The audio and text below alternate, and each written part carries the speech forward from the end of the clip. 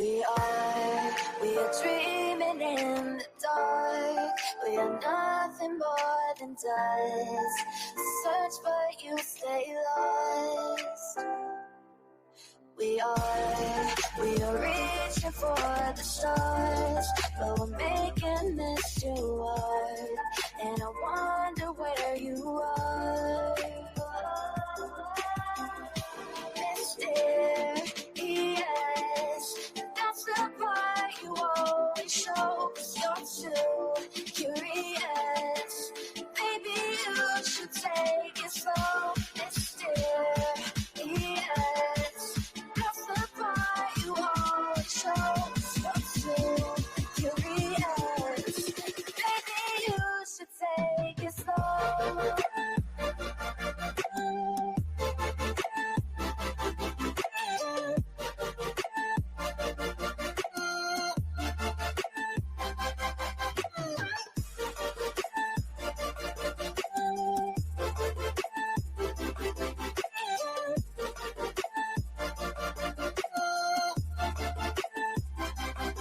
We're dreaming in the dark. We are nothing more than dust.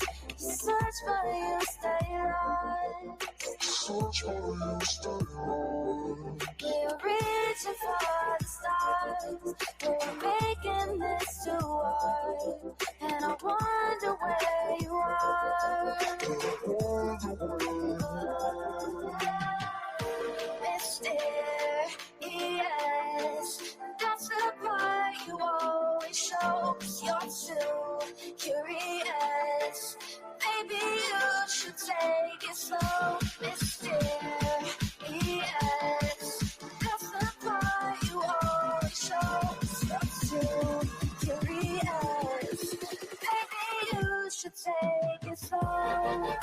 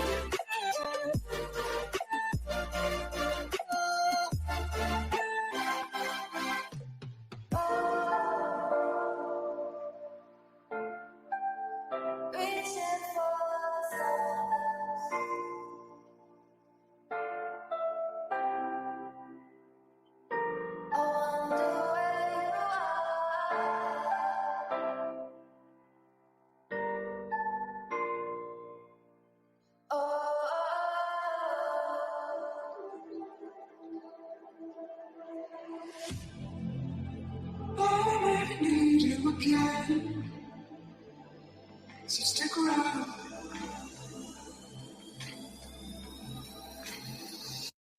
So stick around.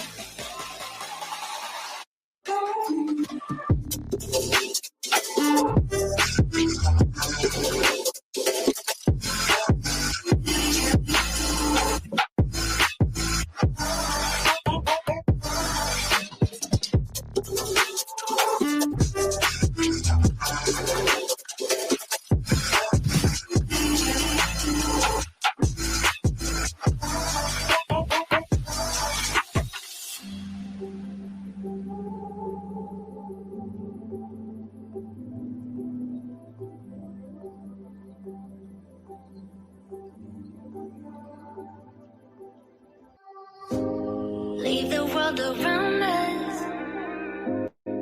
They don't need to know. Come find me where the sun sets and say you'll never let me go. You're the one I want. Say you need me. Hide away I love. Don't let go. I know you feel the same. Say you need me. 'Cause you'll always be my broken love. Broken love. Broken love. Broken love. 'Cause you'll always be my broken love.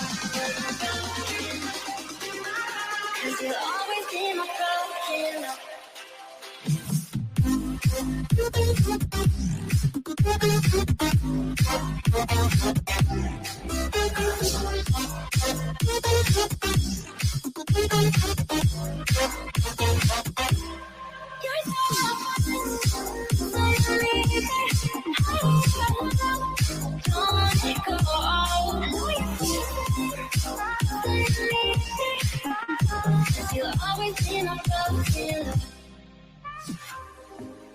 They don't know how we love when we're lying close. With you, I know I belong. Without all eyes on us, you're the one I want. Say you need me. Hide away I love. Don't let go. I know you feel the same. Say you need me. 'Cause you'll always be my broken love. Broken love.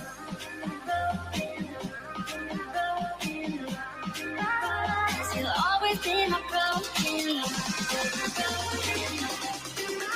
'Cause you'll always be my broken love.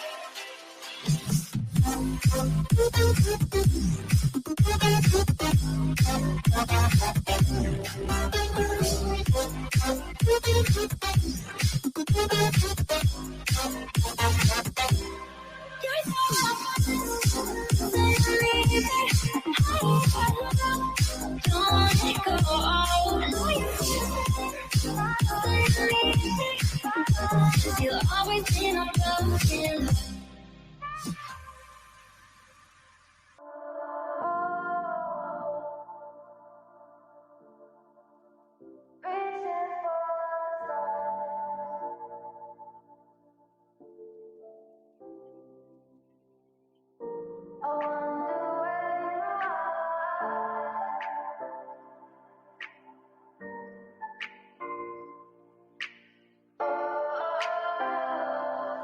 We are dreaming in the dark. We are nothing more than dust. Search but you stay lost. We are reaching for the stars, but we're making this too hard. And I wonder where you are. Mysterious, that's the part you always show. 'Cause you're too curious. Maybe you should take it slow. Mysterious, that's the part you always show. 'Cause you're too curious. Maybe you should take it slow.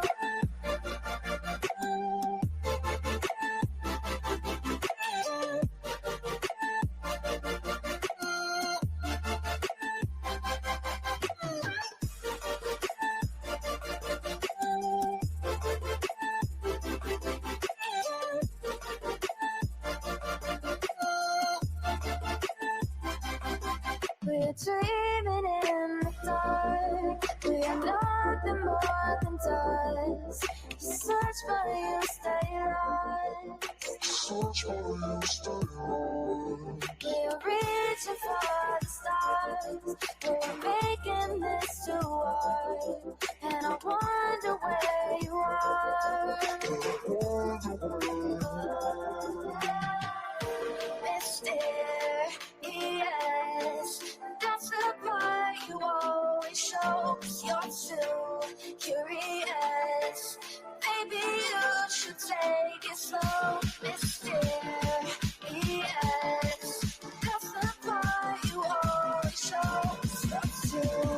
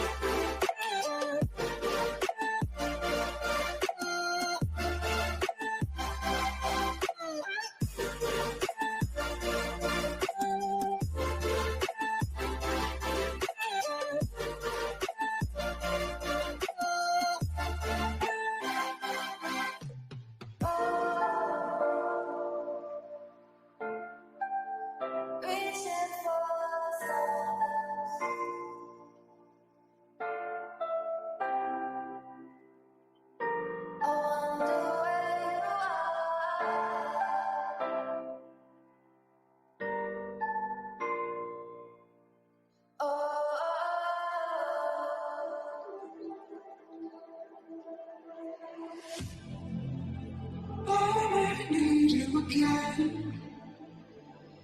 So stick around.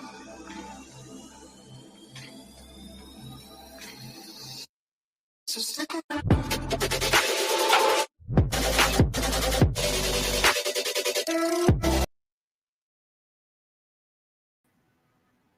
Hey guys, how are you? Can you hear me okay?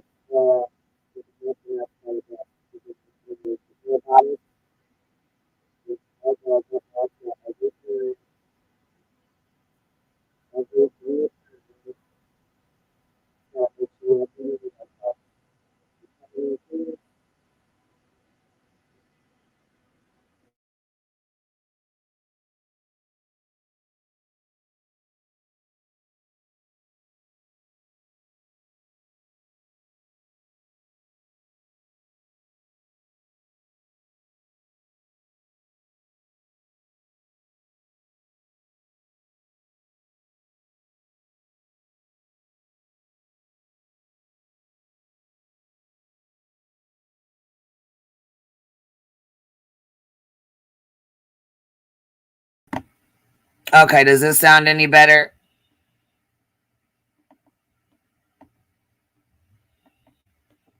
I hate that it does this every time. It really irritates me sometimes. It really does. Anyhow, though, y'all can hear me okay now, though? It sounds okay. So, I was going to go live last night, but I was a little irritated and a little frustrated. And so I thought maybe I should probably wait till today. On top of that, there's something else going on as well that happened last night that I'm going to go over tonight. I have a live setup for that at 9:00 tonight, and I will be discussing it and going over it because my name's not going to, you're not going to, we're not doing, nope, we ain't doing that. We ain't doing that, girl. So we got to address that. So I will not be doing that right now. We're going to talk about Xana's mom going on NewsNation last night, and I want to know some opinions. Do you think it was okay for them to put her on an active addiction like she is right now? Will it affect the gag order? Will it affect the case? Will it jeopardize the case? I mean, I need to know some opinions and some thoughts on what y'all think. We'll play the interview real quick. Well, I mean, there's a part 2 tonight too, but we'll play it and y'all let me know. We'll play it and discuss it.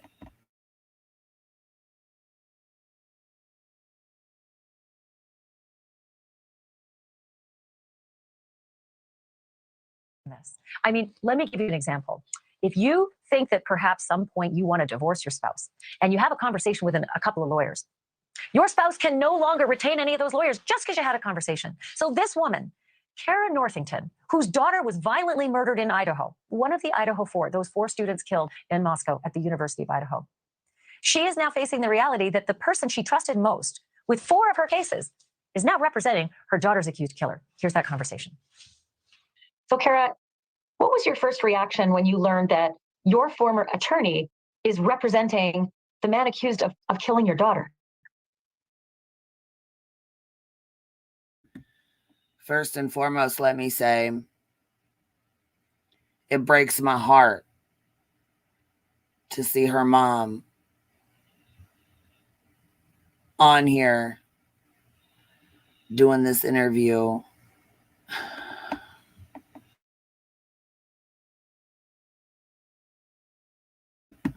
But what really upset me the most was the things that Ashley was saying to her, the questions that she was asking. And no, she does not look okay.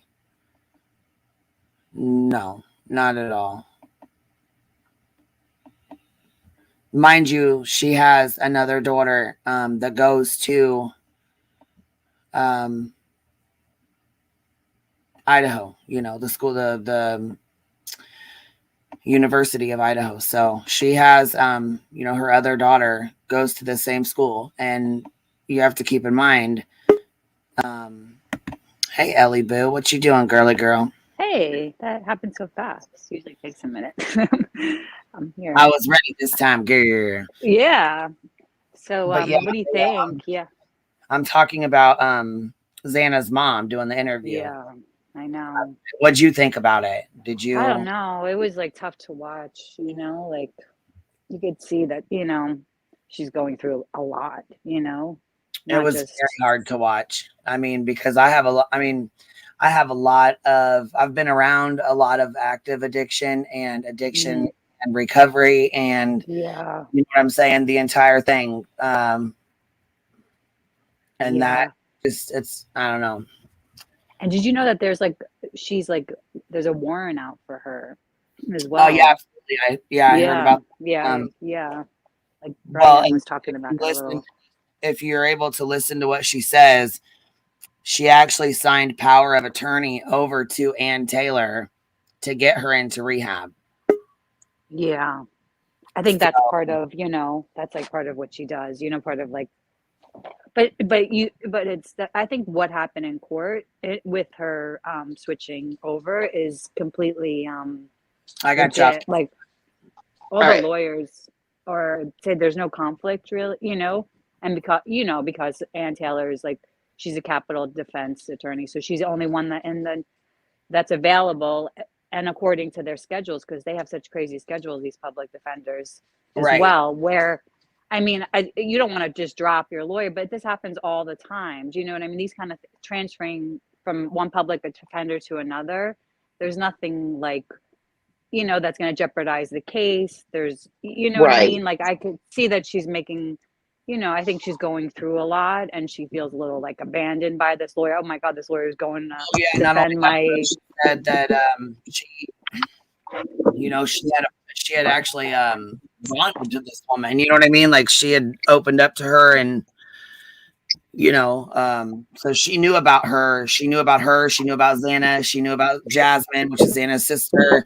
Knew her lifestyle. She had power of attorney over her. I mean, she knew a lot more than, and she was a lot closer to her than just, hey, that's an attorney and that's that. You know what I mean? Like it just, I feel like she only probably met with her. I don't know. I wonder how many times she met with her. You know what I mean? I was just, I don't know. Yeah. From my understanding, and this is like I said, from a Facebook group, so I can't. I know. Whatever, but apparently they had talked, you know, several times due to her cases and her, you know, the drug case that she had, because of the plea deal, and they were trying to get her into rehab, and they had to talk about insurance. So I mean, apparently she was on the phone with her quite a bit. Like they, but I mean, I don't know. I just. Here, we'll finish watching it. I know. Or sorry, voice. I didn't mean to leave you out. What are you thinking, girl? What you got to add, baby? What's going on?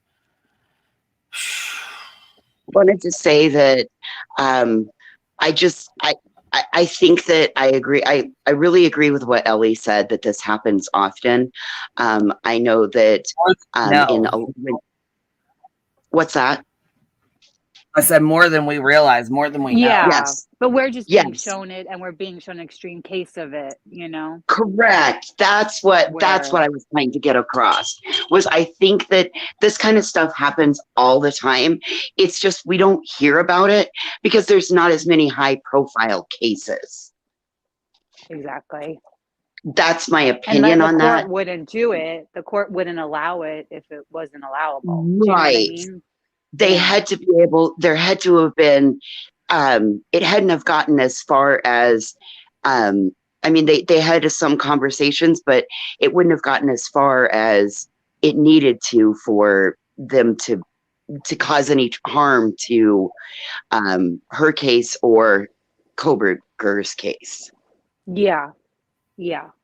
I mean, and truthfully, we want Kohlberger to have like a good attorney that like, so he gets a fair trial. Do you know what I mean?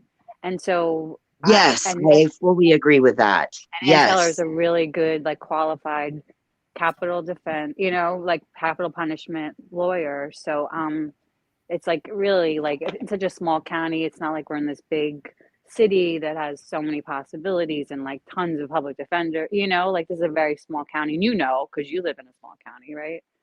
So you get it. Yes, ma'am. I fully understand. It's just sad because she's such a. I mean, with the attorney, okay, so with him, with Ann being the only one that covers capital. Yeah, one of two in her district, and the other one is in her office. And he Yes. might already have like a trial set. We don't know. Do you know? Or might already. And he could be the person that took over Kara's case. I don't know if it's Kara or Kara. Well, he's the only other one that could do a capital punishment case in her district, and he's in her office. But I'm sure they have other public defenders. Somebody was saying yesterday that like part of like your hours, like in some of these places, you have to serve hours as a public defender. For the Some bar, do pro you have to bono. do, Mm-hmm. so many pro bono, so many bar cases for their bar hours, or not bar cases, pro bono or. Yeah, and Ann Taylor's like, I didn't get first. I'm like, oh, she's like a regular. She's like has her own practice, and then she does public defending work, as well. So I didn't know that was, I'm sure like with these like smaller towns and they need that because they don't have as, public defenders like just. But this is sad all around. Like she lost her daughter. She's going through a really rough time. I mean, yeah, it's just like, should they have put this? Like I was listening to this thing. Me and Queen listened to this thing last night on Twitter. We like all the time, don't we? Yeah, those spaces, they're so good. It's with I really like that. I really do like that. And everybody gives that, not everybody, but I like listening to other people's opinions, and I like listening to, you know what I'm saying? Even if we don't agree, I like that. I mean, I like to other people, how they feel, what they're, what they have to add and stuff. Like because it opens up your mind as well. You know what I'm saying? Oh, yeah. Because a lot of people had a lot of problems with this last night. She went live right away with like on the spaces, and people were like, they shouldn't have shown somebody an active addiction, but then somebody. I don't think it's right. I just do not think it's right, because I'm afraid that this terrible. She looks terrible. Well, there's that, but don't you think that this could cause her to now regret what she said? And, I mean, I see a chance of a risk of overdose. I see a risk of, I can think of 30,000 risky things that could potentially come out of this. She talked to her once before towards the beginning of the case as well. Do you remember, Queen, at the way beginning? They talked to her for a little bit. Yeah. I was going to try to find that one and play it too, but I'll look for it. I could probably find it. I wanted to play this one first. Mm-hmm. And, look, Solo, I'm so grateful for you. And I'm so grateful that you're honest as well, because I know it's really hard for people to be honest about this, but they said, I've struggled with addiction for 25 years. I can't imagine how she is having to deal with this on top of addiction. Addiction is very, very, very hard. It's beyond hard, It's awful. It's fucking horrible. It's horrific. It's, to be an addict, to love an addict, to, you know what I'm saying? The entire, just all around. To have an addict in your life it makes your life miserable. I feel like they exploited her at the lowest time and at the lowest time. Yes, ma'am. I mean, and if Betty did this, or if anybody else did this, I'd be calling it to the forefront. Exactly. Right. You know what I'm saying? I feel like this. Yeah, I feel like this was very in very bad taste, and I feel like they should have not have done this interview at all. And she's a lawyer, Banfield. She should know like that this is legally like a correct like manner for the court to take. Like they're not sidestepping any kind of things doing this. Like, yeah, I could see how like she feels like a little abandoned and upset about it, but I don't, they are, it's like a little, there's like exploitation going on for sure, with this. Well, up until this last night, I had a lot of respect for Ashley Banfield. Until I saw this interview. And then I see her being no different than Dolly, Betty, or Molly, and turning into a tragedy pimp and pimping out a situation that shouldn't have been pimped out right now. Yeah. In my opinion. Yeah. I mean, that's what people were talking about. Brian Enton actually jumped onto the spaces last night, was talking about it. And he was like, you know, he was kind of said, well, it was, I'm in, because he's covering the Murdoch trial. So he wasn't, you know, he's not doing this, but I could see him like kind of struggling with it a little too. And, you know, I think as like journalists, like they, you know, they have to keep tracking the story and coming up with, and it's such a big story for them. So they're coming up with, you know, every little thing. They shouldn't have, like, they didn't need her to come in and talk about this public defender situation, I agree. especially, This is yeah, something like, that should have been done privately, off the air, talked about it, and then they wrote whatever and reported back on it. I don't feel like putting her on the spot or showcasing her while in this sort of position. I feel that it might shed some poor light on the family situations for this case. That's my opinion. yeah. Yeah. It just brought like a spotlight to something. Do you know what I mean? Where she, like, of course, who knows? She Yes. might even, yeah, she might have even got, I'm sure things got worse for her after her I daughter mean, was killed, you know, like, obviously she and her daughter were not close because they said that there was some estrangement. She was absent in her life. Her dad raised her. but still, she gave birth to her, you know, like it's still her Well, mom, and I you know, realized yeah, that. I mean, it was the yeah, same thing when my sister died. yeah, My mom was in Arizona. My mom was estranged from her. My dad, nobody knew how to get a hold of my mom. I was the only one. yeah, Same it's still, thing. yeah, it's like traumatic no matter what. Right. Right. And my mom was in the middle of active addiction. Granted, she wasn't on the pills, but she was a drinker like no tomorrow. And I mean, it set off a series of very unfortunate events. Yeah. So, as being somebody who's a sibling of somebody who had a traumatic, for a sibling that had a traumatic death, I can fully understand why we would like it if it would have been like a high profile case in my area. I sure as hell wouldn't have wanted my mom on there talking about anything. Yeah. And her daughter still goes, her other daughter goes to watch Yes. you. Yeah, and can you imagine now Jasmine. that the other Jasmine's got to worry about, now everybody knows my mom's this and my sister's Yeah. been murdered, and I mean, oh, but again, these are just my Yeah. thoughts, as Yeah. being somebody who's been through a traumatic situation. But Yeah. I don't know. Let's listen now, I guess. It's Queen there.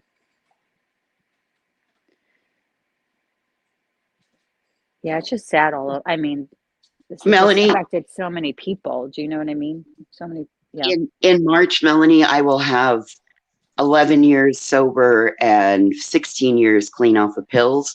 And I'm telling you, there are some days that little song, "It's a Great Day for a Recreational Percocet," rings in my ears. So I am with you, sister. Yeah, I'm with you. a lot of the chat thinks like Follow the Grain said that she's obviously not in rehab. Yeah, I mean, like she could tell that she's like an active addiction, and even if she, you know, like what she's going through, and I mean, doesn't matter like if she was estranged from her daughter, like or what, you know, it can't be like an easy thing that she's going through on top of what she's already going through. But I Right. don't think Ann Taylor is to blame for any of this, and that's where like you know this news thing comes in. Why did they even have to do this? It's just like this is like a I this agree. is I don't think yeah. Ann Taylor has anything to do with this. I think it's situational. Yeah, I mean, they could have interviewed her about more about her daughter. I don't know. It just seems exploitive and like, yeah, they should know better. I feel like News Nation. I mean, it's like any news channel. Do you know what I mean? And the Well, as story was Ashley running out of Banfield is an yeah, attorney, was an attorney, she should know. yeah. I know that's the thing. She should know like the legality of, and why this like asking her about the lawyer switching is really not, you know, it's like she doesn't have to go there. Do you know what I mean? That's like the I legal agree. system. Like I it's not agree. for them. Yeah. And all the lawyers that I heard, some said that it's like a perspective of a conflict of, you know, or like it's a perceived conflict of interest. Even there's like things about it Right. that, Yeah. Wouldn't Right. even. It's a perceived conflict of interest, but then when you really dig down into it, Something's from a not. lawyer's Yeah. perspective, it's a perceived conflict of interest. But once you actually get down to it and to the bare bones, they haven't actually done anything that would be a conflict of interest.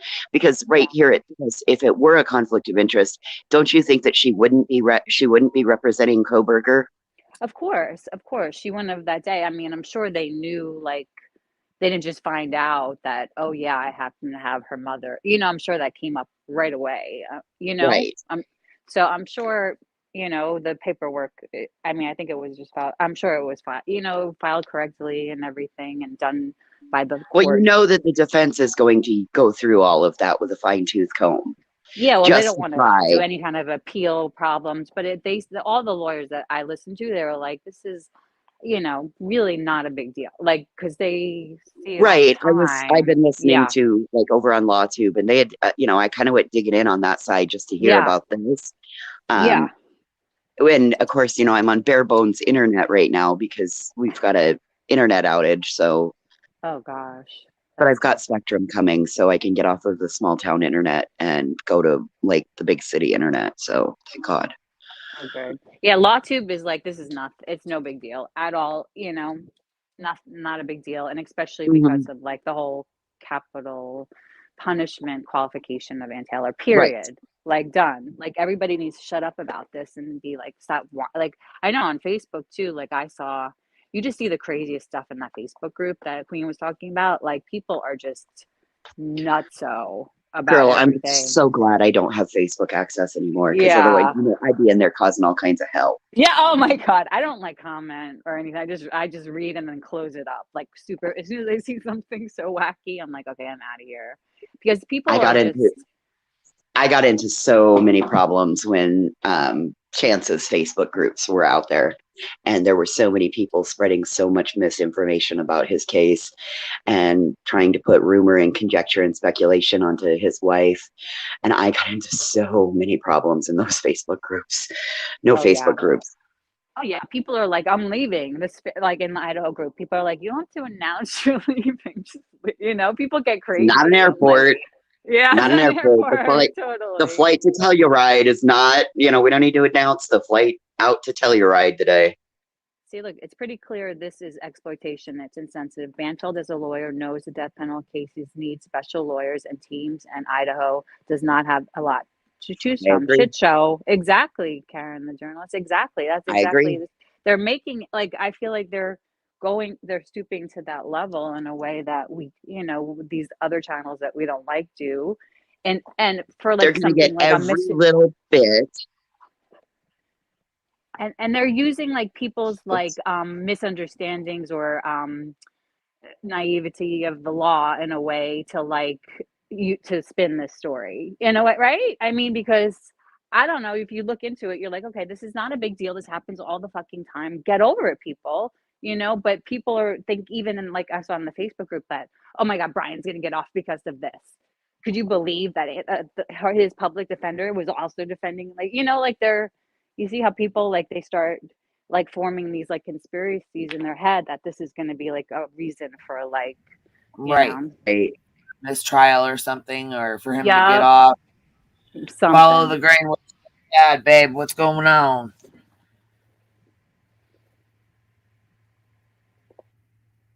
Follow the grain. Hi. Hi, baby. Hey, follow the grain. I was trying to compose myself, good morning, so I didn't just come up here screaming. Okay. Uh-oh.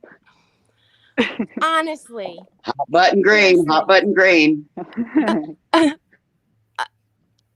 Honestly, Banfield, what was the fucking point? What is the lesson? What's the takeaway we're supposed to have here? What did we learn? We learned Xana's mother is in active addiction. Did we solve the question that everyone has, their curiosity of why the attorney or how the attorney dropped her for her daughter's murderer? No, we did not. What is the point other than to make Xana's mother some type of villain? What is the point? pisses me off. And I don't really have as much empathy as I should for addiction because I don't understand it. I've not suffered through it. I don't have a family member who suffered through it other than my father was an alcoholic, a very functioning alcoholic and a wonderful father, but he was an alcoholic. So I struggle there, but I don't see any point in this interview. If she knew she wasn't going to say anything helpful, why did she even bother to air it? Why did they air it? Yeah. I guess she agreed. I mean, she had to agree to it, that's so the mom, Because she needed to get every last little bit of this out. her. Ugh. Yeah.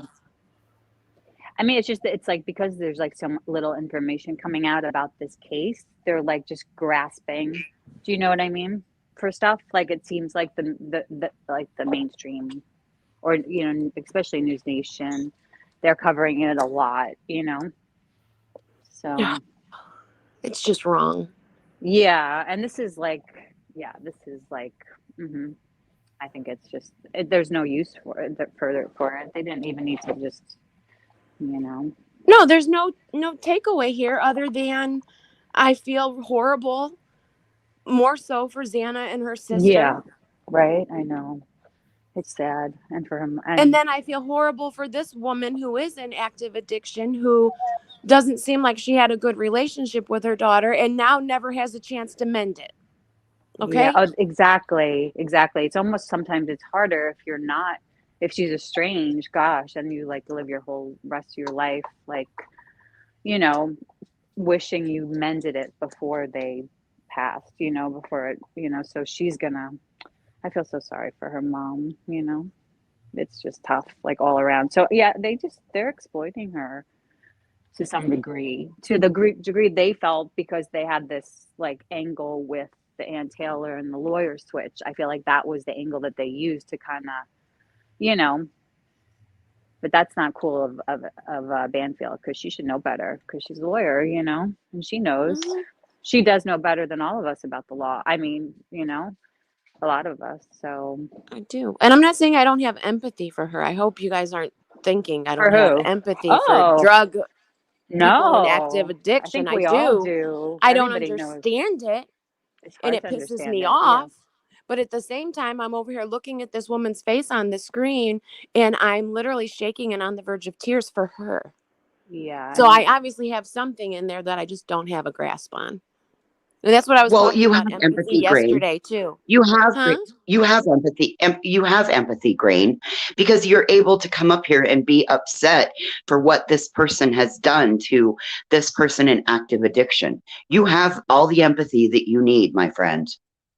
Oh, I do. And this is what I was trying to explain kind of yesterday in our conversations. Like there's different degrees of empathy, and people can have it and not even understand why. Like me right now in the situation looking at her. It's embarrassing for her.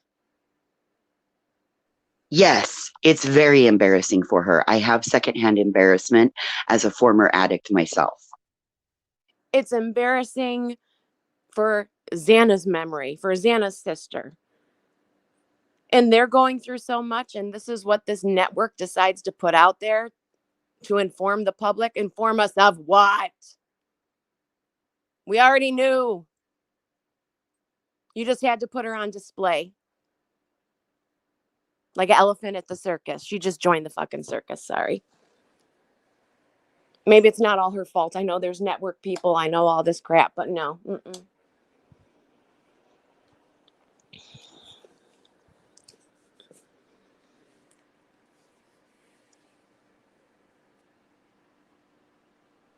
I am excited though, because I will have real internet for the 8 o'clock show tonight.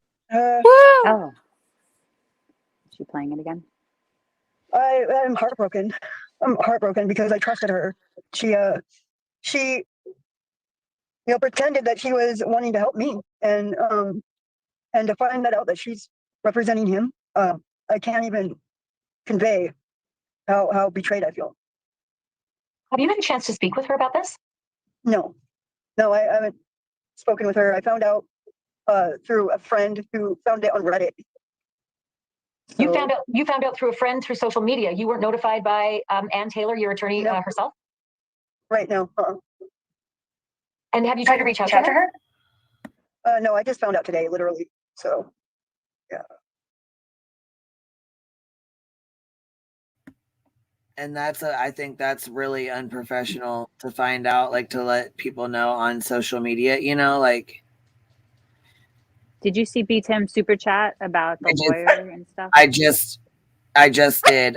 Okay. It says here, is that you, Follow the Grain, or is it, who's that? Will Erica. you mute? Alex. Okay. Here, B Tim said, but the main thing I think will happen is a hearing will happen to decide if she can stay as BK's lawyer. Drunken Turkey doubled down defending Olivia and Kim, showed text between him and Olivia, and wants an apology for her.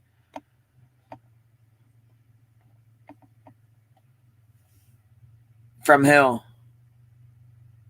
Wants an apology from who? For who? Olivia or Kim? I don't think either of them deserve an apology. Yeah, they want. And obviously, if Olivia didn't believe in Kim and she didn't believe in her whatever if she believed in that and believed in what she was doing and believed it was right, she would have kept that video up. She would have stood by her word. She would have stood by what she did, and she would have kept that video up.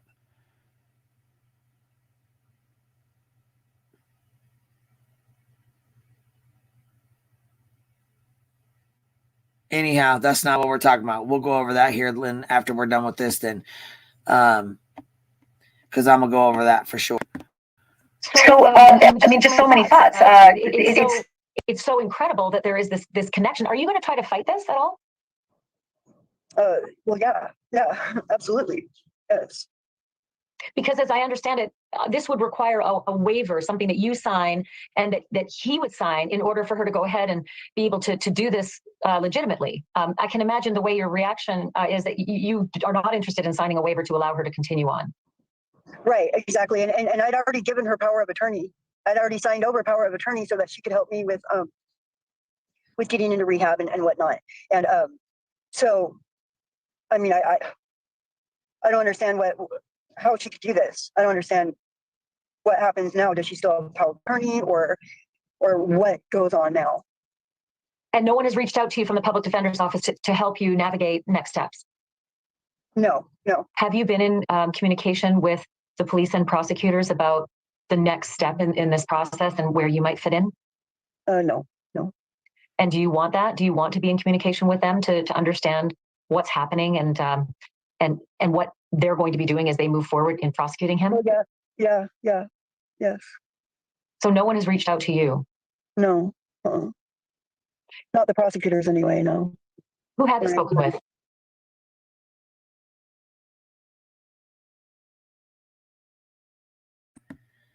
Well, see, I think they stopped reaching out to the families after Steve, you know what I mean, after he came forward and was, you know what I mean, having a really hard time not speaking about it, you know, but it was like they made him, like, it was like their family spoke a lot. Yeah. He was like the spokesperson in a way, like he kind of took on that role. I feel like because, you know, the other one, like Ethan's family hardly spoke, you know, they just spoke a little and then spoke, but they didn't speak very much, you know. And listen, there's a gag order, and this woman, Zana's mom, what's her name? Kara. Sorry. It's not covered up for the families, though. They could speak. Well, I know, but that's a live wire right there.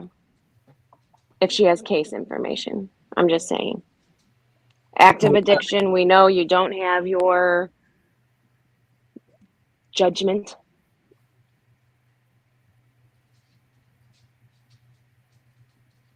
I wouldn't tell her anything. Even if I was Xana's father, I wouldn't tell her anything. Sorry. Is there no sheet on the run? Yeah. Somebody asked, does anybody know this? Is she on the run? How did Banfield contact her? Brian Enton was talking about that on that Spaces last night, Queen, if you remember. Like he was saying that we like reached out to her and they did like a Zoom thing. Yeah. And that's not like that's happened, they said before, like it's not their, you know, that's not their kind of like role or something. He was pretty much saying like, and they did it via Zoom and people were saying, oh, is she living in her car maybe? or something. But like as far as power of attorney, I don't know if there's going to be a like.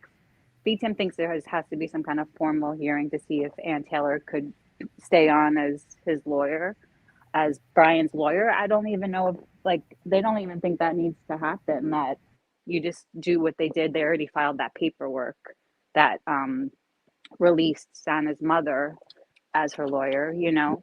But I wonder, I mean, it'd be interesting if they do switch because of all this. This might, you know, like when you bring too much See, that's eyes the to thing is they were something. talking about. They were saying that basically, if she gets taken off of his case, it comes down to he's going to get a private attorney and a team of investigators either way. You know what I mean? Because they have to provide him with or he'll go to another public defender, maybe the one in her office that's also like able to do you know, capital punishment cases. I mean, I don't know, it doesn't really he'll get good representation. I think it sounds like the public defenders as far as Ann Taylor, and if he's in Ann Taylor's office or something, I mean, who knows? I feel like Ann Taylor's going to stay on this case because I feel like from the beginning, if she went right there the day of the extradition. Well, seeing everybody thinks she's some grand, huge lawyer because she got the conviction overturned, but the guy was still actually found guilty, and you know is still. I mean, even though she got it overturned on a technicality, and I understand that, and that is, I mean, that's a great job. You know what I'm saying? Like that is a good lawyer. That's, but and you know, any defense lawyer is going to be able to like. Yeah, he's tried and found guilty and is, you know what I'm saying, after that. So it wasn't like she exonerated him or had him, you know what I mean, like had, you know what I mean. I don't know. Yeah, if she's a good defense lawyer, that's good, I think, in this case. You know what I mean, with Brian, as far as, you know, like I mean, but it's like I think that it will show. I mean, I feel like it's hard to poke holes. Yeah, the time gap, and I think, I mean, they like you know, I don't know, this is good for her too. It's good like publicity, you know what I'm saying, for her business definitely.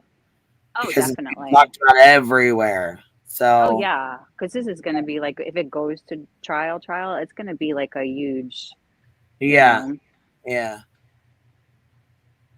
I don't see how she can represent him. I just don't. Really? I What would be the conflict in your mind? Like how could she not like properly represent him after dealing with Zana? Just probably all she probably did was sign power of attorney over to her to get her into rehab. I'm sure I don't know, like they don't do a lot of work, public defenders. Some do. Call in and get a bed, and you know what I'm saying, or call in and give her. Well, yeah, but it's been said too that she's represented her a while now, like on 4 different cases. And it could be her like paralegals helping out with it. You know what I mean? Who knows? Like I don't know. I think she's also I'm not saying like Xana's mother is lying, but I don't like, you know, I don't know. I think this whole thing has been a little exaggerated across the board. I guess someone could catch 4 cases quickly back to back, apparently. But like to me, it seems like they had a relationship for years when you say she's represented her in 4 previous cases. I don't think they've had I mean, I would be really surprised if they've had like a long time. I mean, because she's kind of alludes to that, but I don't know if that's the case. You know what I mean? Because it seems like she was just assigned to her recently. She might have had other people, and I don't know.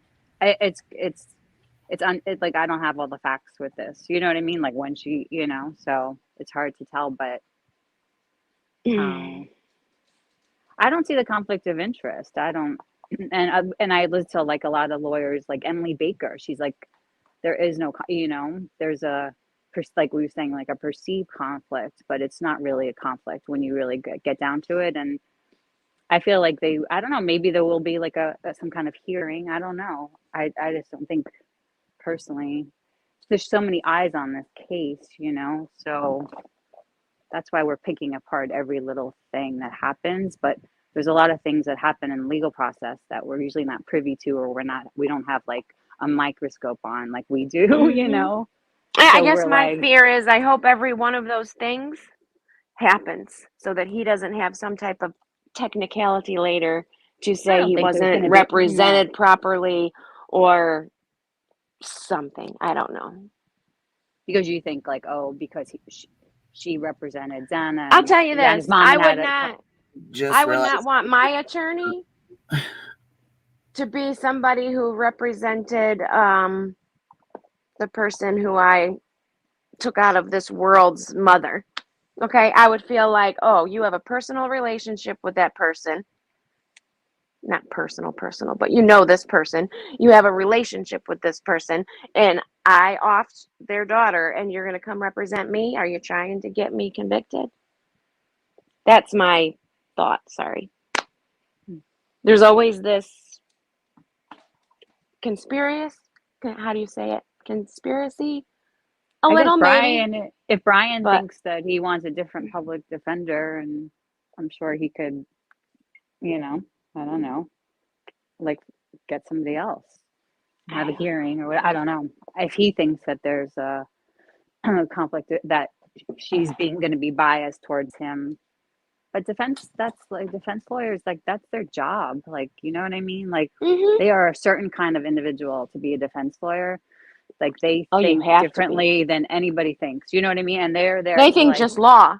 They're literally doing a job that is just if they law. believe the person is guilty or innocent, doesn't matter. They're gonna represent them according to the law. So it, that's why I feel like maybe there's a perceived conflict of interest, but there's not really conflict in it. But we'll see. Maybe there'll be some hearing to see if she could continue on.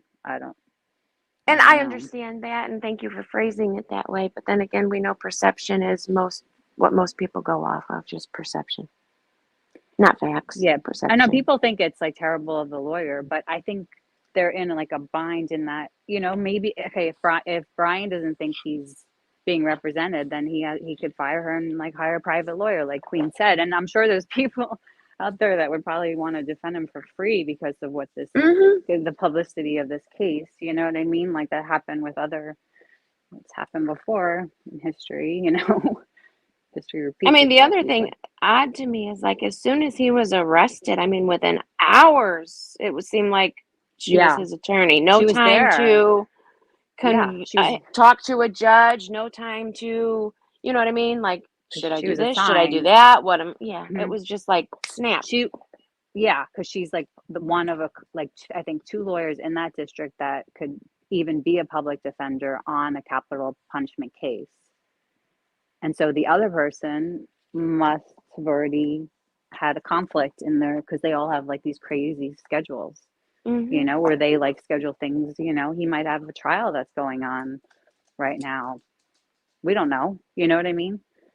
Or we can find out, I'm sure. But it's probably something like that. I don't know what it is, but like she was assigned. I mean, I'm sure they had to like, I don't know if it's the court. The courts the court made a mistake with like Jared Lysick's like court paperwork. So maybe who knows? Maybe it wasn't picked up. But if it's on her caseload, I would think that she would see that's a very like unusual last names or Noodle. Like the Noodle.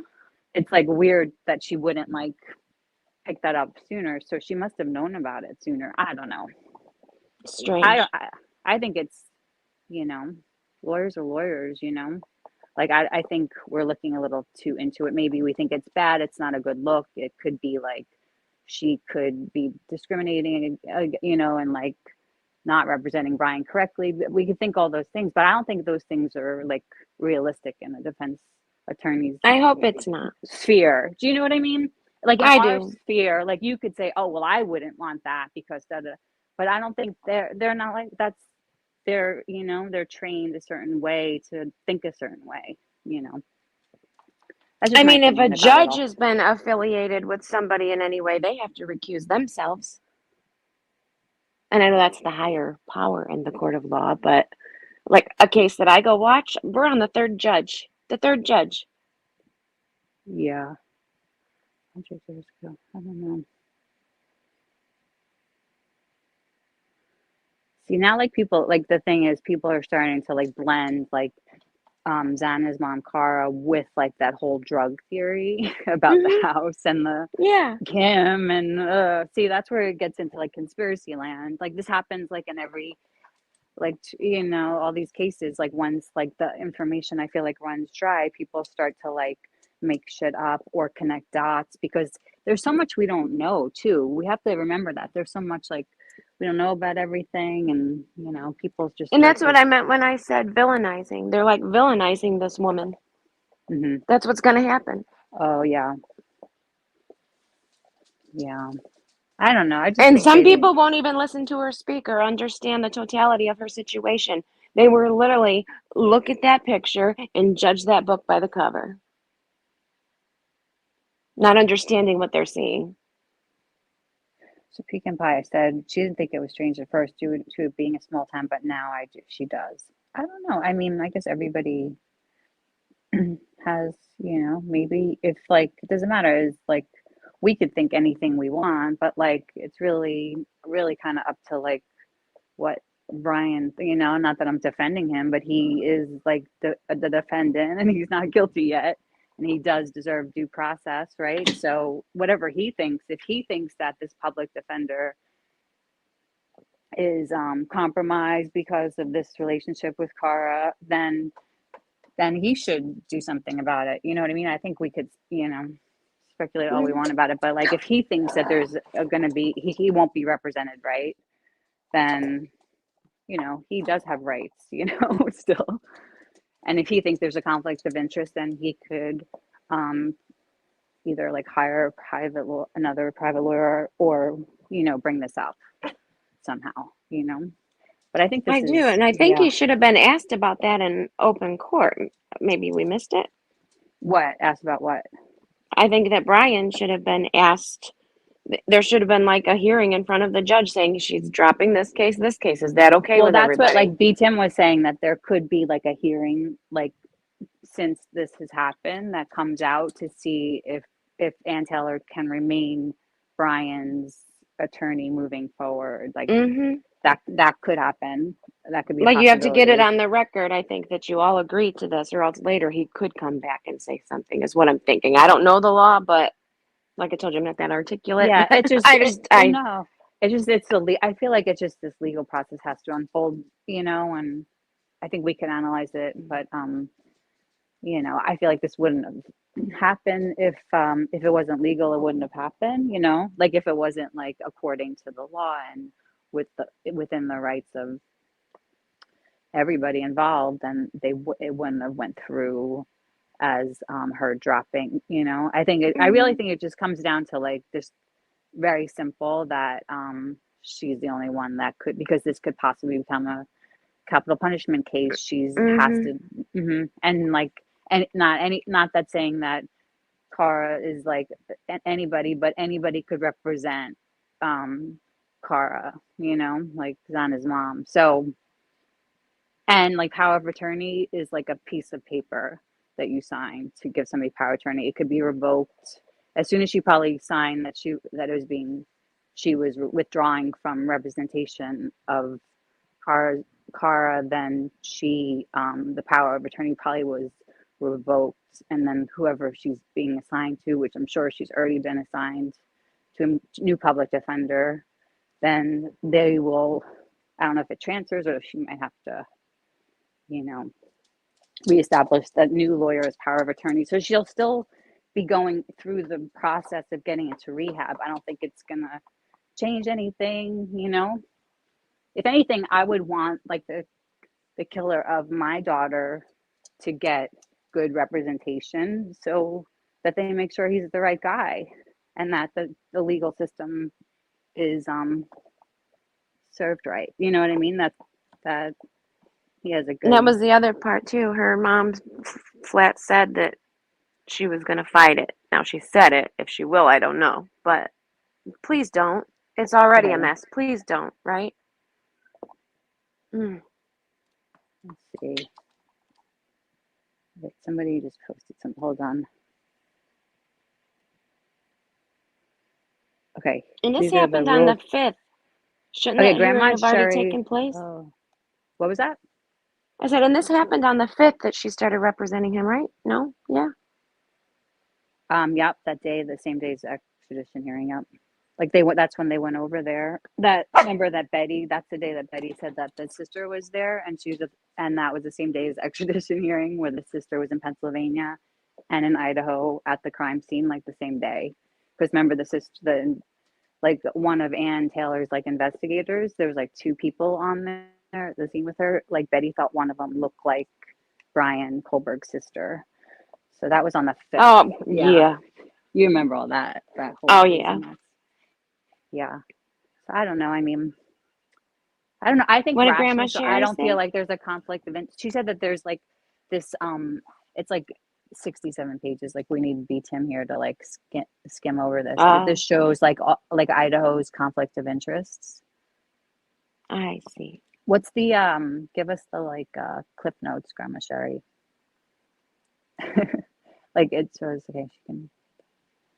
Or have Queen speed read it. When she was reading the other day, I was like, damn, speed reader here. Yeah, so I just read an article about this in Newsweek. So the question would be, she would be cross-examined maybe, or Taylor received confidential info. I mean, so the thing is she met with Xana's mom before they caught Brian. I don't know, you know what I mean? And she probably didn't meet with her, 15 to 17. Hold on a sec.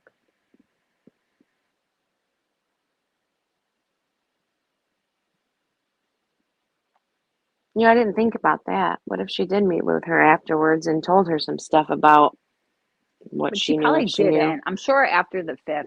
Probably not, but I'm just saying I didn't even think of that as a possibility.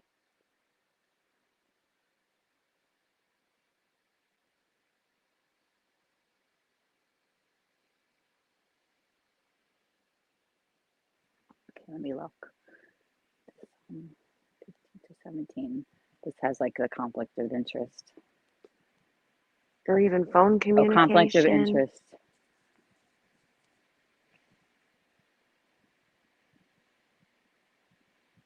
You know what? That could be why her mom is saying too that she's not been notified. She probably has been notified by a letter. I don't know where they would have sent it to, but like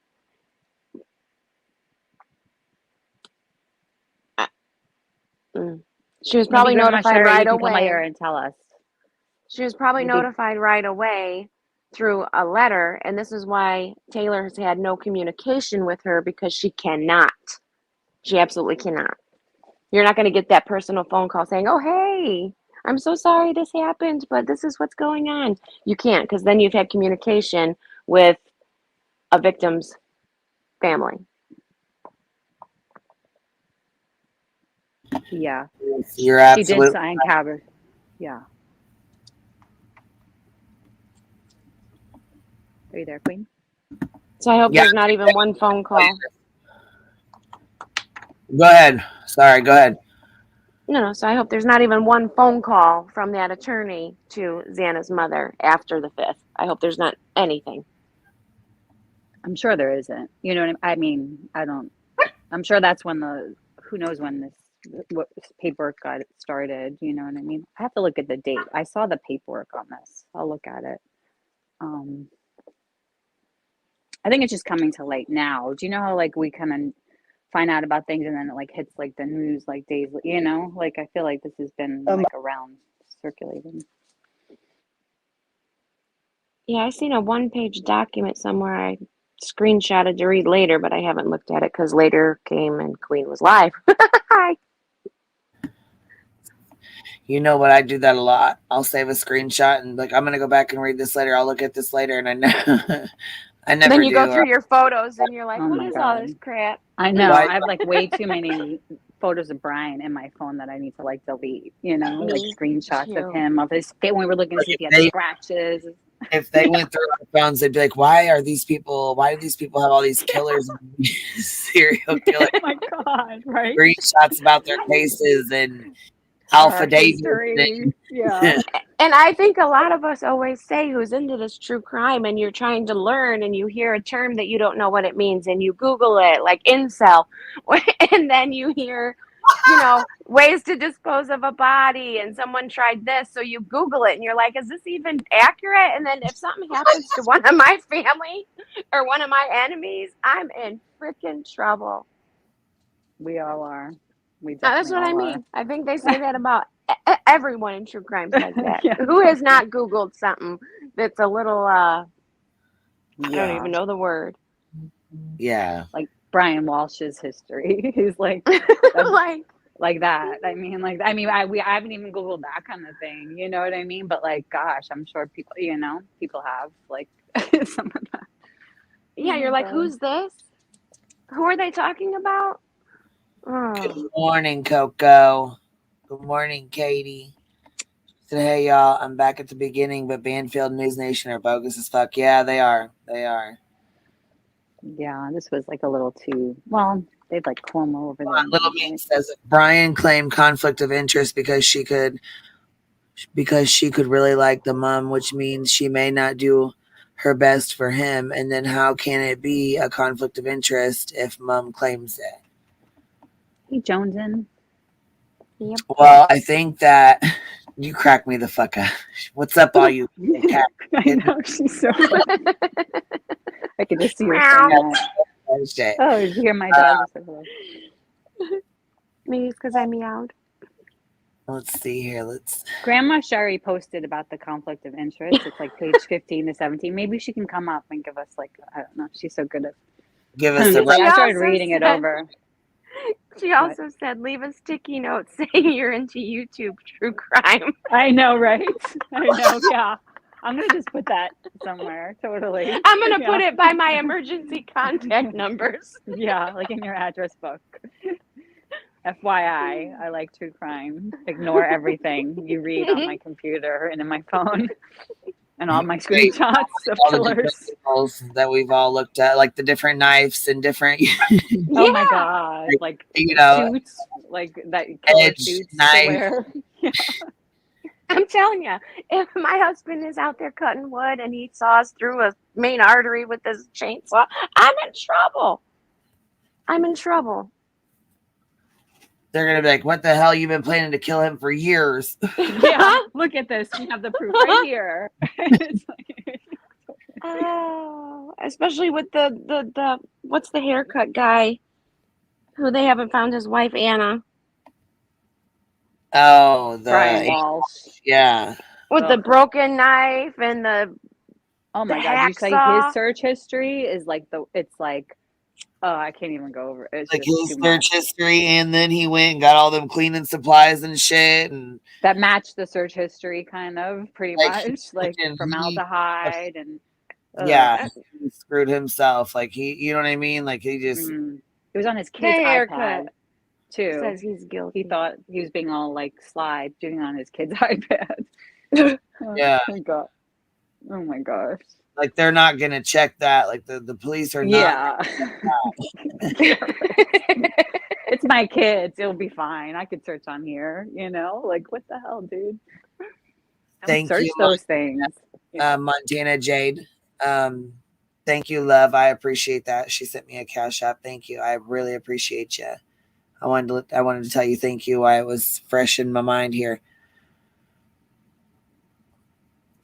And McCall family, thank you, love. I just seen that pop up too. Thank you, love. Yeah, we need. I really, like this is where it comes in. This is where like we need what's her real lady justice. Real lady justice, yeah. Smart one. I really wish she was here to like break things down for. Yeah, like tell us like this is how this is why this is she would fool our ass real quick. Facts. Yeah. Come to Where the are church. you, lady justice? Right. Yeah, because I mean I don't know what it's called, but I do believe that they have to have like an open court, a hearing on it, and to move forward. But I didn't see this happen. I don't know. So I'm confused. The lawyers I listen to don't even just think it's a perceived conflict of interest and that everybody's making too big a deal out of this. But I don't know. I'll see if they change their tune after hearing more of this interview with her. She makes it seem like she has been a client of Ann Taylor's for a while, where I thought that she was only assigned her a few days after the murders, because she was that's when she was arrested, because people brought up her record way back a long time ago, and it was 5 days, I think, after, around there. It was very close to the time, because that's why she kind of this is getting roped into that whole other weird, 4chan, drug theory, trap house theory, rumors, all those rumors,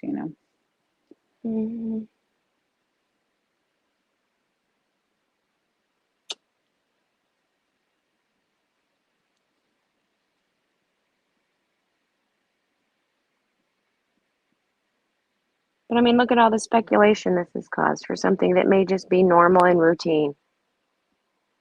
Honestly, just media has been getting a hold of me. Do you feel like you're being left out of this process? A little bit, yeah. Had you ever heard the name Brian Koberger before? No, I have not. No. And do you know of any connection at all that he might have had with your daughter, Xana? I can't imagine. I can't imagine that she had any connection with him. He's quite a bit older than all of them, and all of their friends. Really, I mean, they didn't really hang out with a lot of older people. So I don't know if they knew him, or I mean, they could have, because he did attend school at WSU, which is another thing. My oldest daughter, Jasmine, attends school at WSU. And so the fact that the law enforcement knew who he was from the get-go and didn't warn us to keep Jasmine home from school, I'm just beside myself. And Jasmine was at WSU for the whole 7-week period, Yes. from the murders to the arrest. She was there the whole time. Yes. What's her reaction to this been? I haven't spoken with her about it yet, but I mean, I can only imagine. She was adamant about going to school. She wasn't going to let this keep her from going to school. But I think it would have been different had she known that Xana's killer was going to school with her. From what you know, no. See, her daughter, Jasmine, you know what I mean? So both of her girls, were going to the same school.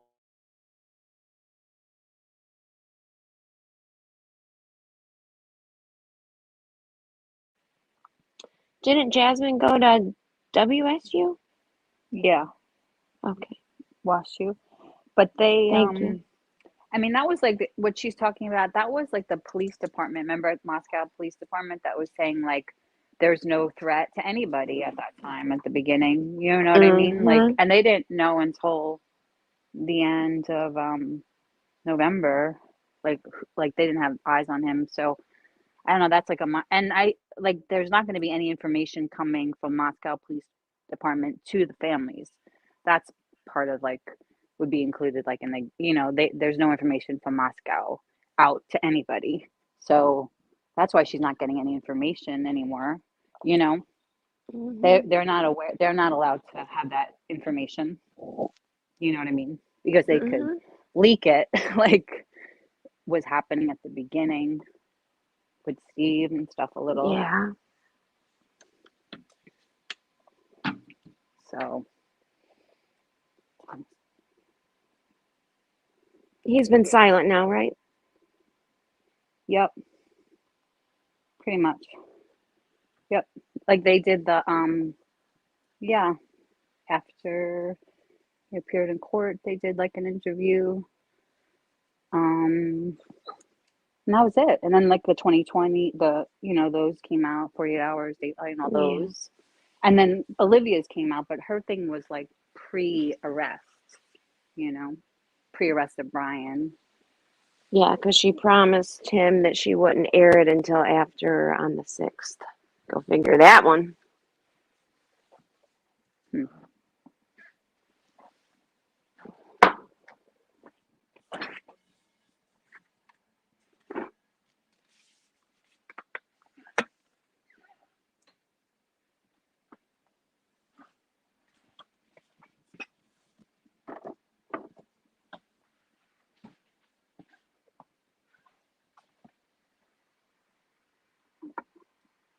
Yeah, I think she's muddying the waters too. I mean, I don't know. They should, this was like, I don't think they should have even aired any of this. Do you know what I mean? I Didn't don't really think like so. tell anything much of the story. Like, if anything, it's going to get people like talking about like how whatever that, Anne shouldn't represent Brian, and that might cause like just, I don't know. But if I he's mean, reassigned, he's reassigned. Who cares? You know what I mean? Like, mhm. he'll get another public defender that could try a potential capital punishment case. I don't think it's such a, big deal. I mean, it is. I don't think it's a big deal if he stays, but if they kick her off the case, who cares too, right? I mean, you know what I mean? Whatever, girl. Like, you're not going to get, I feel like, you're right. I mean, some other public defender, like, look at that Pennsylvania public defender who was shooting his chop off, like, shouldn't have been talking about the things he was talking about. I mean, and the gag order doesn't, the lawyers I listened to, they said that new gag order doesn't even apply to him really. But he did shut up. But he did like 5 interviews, and he was talking about the probable cause affidavit. He was talking about what he thought about the defense should be. Like, he was talking way too much. I mean, he was like done with his part of the case, but like they said that he was kind of walking that gray zone. And if people think she's in some kind of gray zone, which I don't see the conflict, but whatever, and she needs to get ousted, then there'll be a hearing and she'll get ousted, and he'll be assigned a new public attorney that will take over from whatever she's done, period, right? I just hope it's all, and it will be because it's so high profile, and there's 4 people who need justice. But I don't think this is going to affect the legal process at all, this thing. You know what I mean? And like, no, if but they it makes everyone think certain ways makes and us gives, make us all think yeah, and certain then ways. everyone's talking different smack shit again, and You have to learn where to like tune out some of that noise. Do you Mhm. know what I mean? And just like trust the facts on it. Like, okay, so what's the big deal if he does get reassigned to a new public defender? Maybe it's not as good of a public defender. Oh, too bad, Brian. Like, whatever. Then hire a private attorney if you think that your current Right. public defender has a conflict of interest because of Cara. And I don't think so. But if he does, then I feel like he and I feel like he's smart enough to use this to go through trial, like go, you know what I'm saying? Use her to go through trial. And then if something like doesn't go his way, or you know what I mean? Like, he can file at that point in time for like a conflict of interest kind of thing, where he can get it, try to get it thrown out as a mistrial, or you know what I'm saying?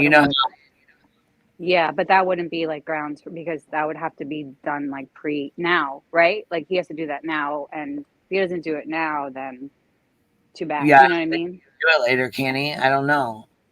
It can't but be they like have to that. bring It's it not up possible. now.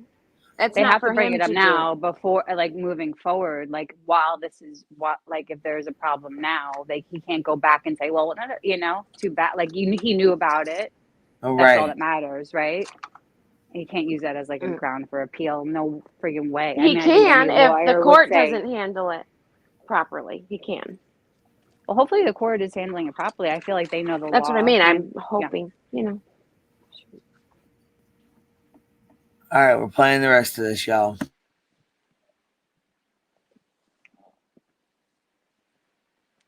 Connection that you know of anyway between Koberger and Xana. Do you think it's possible that he may have connected with Xana and Maddie through the Mad Greek restaurant where they worked?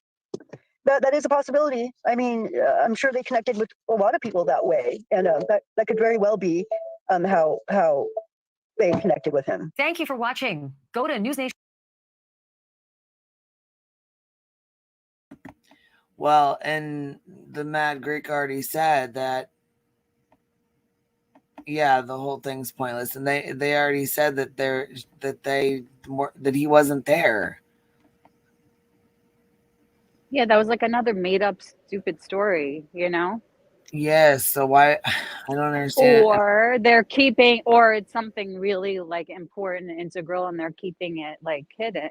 There's like there could be two, right? There's always that possibility that but I doubt it. I don't know. I mean, they seem to be getting like a lot of like calls and like, you know, I would think they would want people to come eat there, but you know, they're getting a lot of like phone calls and like emails and stuff, and they're probably over it. Like the corner club, they were like, leave us alone, go away, you know. People showing up filming. I mean, imagine just sitting there having lunch and Blowhole comes in with her camera going. Who would want to be part of that? They did go eat there. Her and Olivia, when I they were know. there, yeah, remember? But Oh, I don't think they didn't ask anybody questions. I They hope said, not. and they didn't film, or they would have released the friggin' footage already if they did, you know, especially during this last story where they came up again. But they just went there and they were just being like nosy, I you know, agree, and they but I just still ate don't put there. anything past them. Oh no, but I feel like if there was footage, I don't know, maybe there was footage of the outside. I mean, who knows with them? Maybe they took some secret inside footage, but maybe for their documentary they're working on. Who knows? I feel like Who knows? Olivia is working on a documentary, or maybe they both are.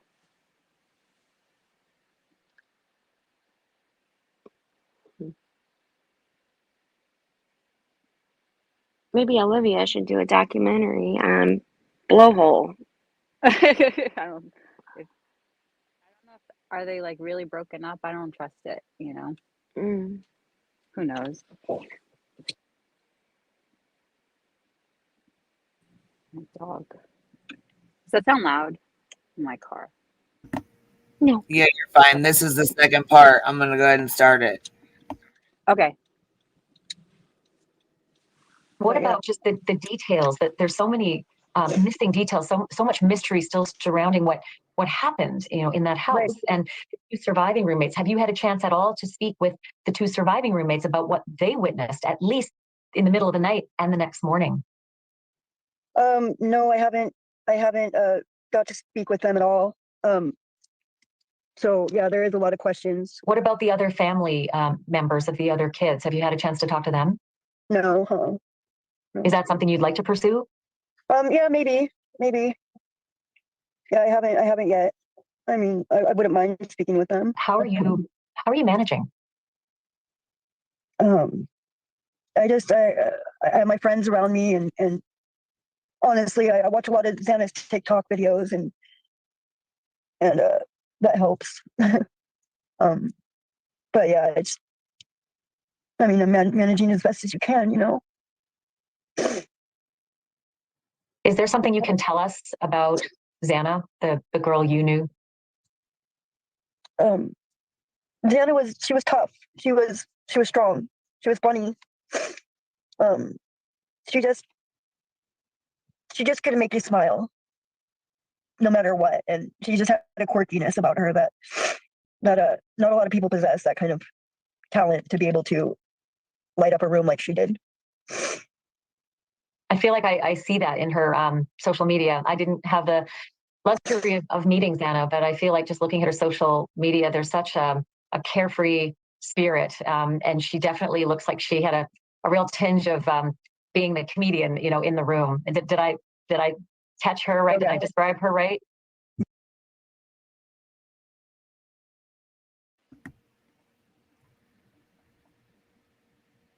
I don't know. It's hard. It's just hard to watch. And I know her sister's probably feeling like. It looks to me like this woman, she's speaking in the proper tense that she should about her daughter who's passed on. However, I don't feel it's fully hit her. Well, I mean, we don't even know. You know, I know. It's hard to tell. It's hard to tell what her baseline is, and I know, but that's just a vibe now. Mm-hmm. I'm getting right now. I don't know, and that could be the active addiction. I don't know. Yeah. And time has gone by, but that was already, you know, that was broken, and now she lost her baby, and she's broken and now heartbroken on top of that. You know what I mean? Yeah, because she can't even because they were estranged, so you can't even like mend that. You know, like you can to a certain degree, but it's still, you know, that's so hard when somebody passes away and like you're estranged from them. Like that's, I feel even It's Oh, very yeah. hard to make peace with yourself. different kind Yes. of hard. Yeah. Hi, Grandma Sherry. How are you, babe? Hi, how are you? Hi. How are you, love? Good. I had to wait for the Xanax to kick in before I could pop up. Aw. Aw, Oh, you're cute. thank you Yes. for coming up and hanging out. Hey, no problem, because I did send the website for the Idaho Rules of Professional Conduct, which includes the conflict of interest, and it is 67 pages. Oh, wow. So I've been reading through it, and Well, thank you for doing that work, because I wouldn't. I don't Amazing. have a lot of patience, so I probably wouldn't have been able to do it. disclaimer, I am not an attorney, and I'm just going over what it actually says on this form, because people think that conflict of interest is, well, you knew this person before, so you can't represent somebody else. But there are several kind of key factors to all of the conflict of interest. Like the lawyer can't have had sexual relations with his client. You know, that would be a conflict of interest. But the overarching high level overview of it is that the client had to have been paying the lawyer. And in this case, I believe the state or the county would have been paying Ann Taylor because she's public defender. A second part of that is confidentiality. So anything that Kara told to Ann Taylor about her drug charges or whatever kind of charges are brought against her now in court, Ann Taylor can't divulge those. That's her confidentiality. And then the third part is that the information that the lawyer has on the former client cannot be directly adverse to the person she's representing now. So you're not supposed to Exactly. represent. That's the one that people Yeah. think is happening, but it's really like a perceived conflict of interest, like the lawyers say, because it really isn't, right? Exactly. So Rule 1.9, just reading this, says the duties to former clients. Okay. It says a lawyer who has formerly represented a client in a matter shall not thereafter represent another person in the same or substantially related matter in which that person's interests are materially adverse to the interests of the former client unless the former client gives informed consent and confirmed in writing. So what Kara was being represented for and what Brian is being represented for are not the same, and they're not even substantially related matters. Exactly. Because Brian is not being charged with selling Kara drugs. Yeah, Kara's just a victim's, she's just a victim's family member, you know, like that's the only relation she has to, it makes Exactly. sense to me. So emotionally, we can say, no, you know, she can't possibly represent Brian because she knew Xana's mom and Xana was a victim. But that's not the way the law is written, because you know, we have to remember that these are highly educated, experienced people in their field. Exactly. And it doesn't matter how invested we are emotionally in something. They need to go by the law. They need to be objective to the law in their representation. Exactly. Yeah. And they're not going to do anything to jeopardize any of their clients. That's their duty when they, you know, as a lawyer, you know, so they're not going to do, they wouldn't do this at all if there was going to be any jeopardy to either of these two clients, you know, either of these two people, because that's right. Yeah. That's why they become lawyers.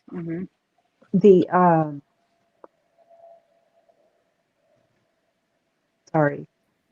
True, Toby.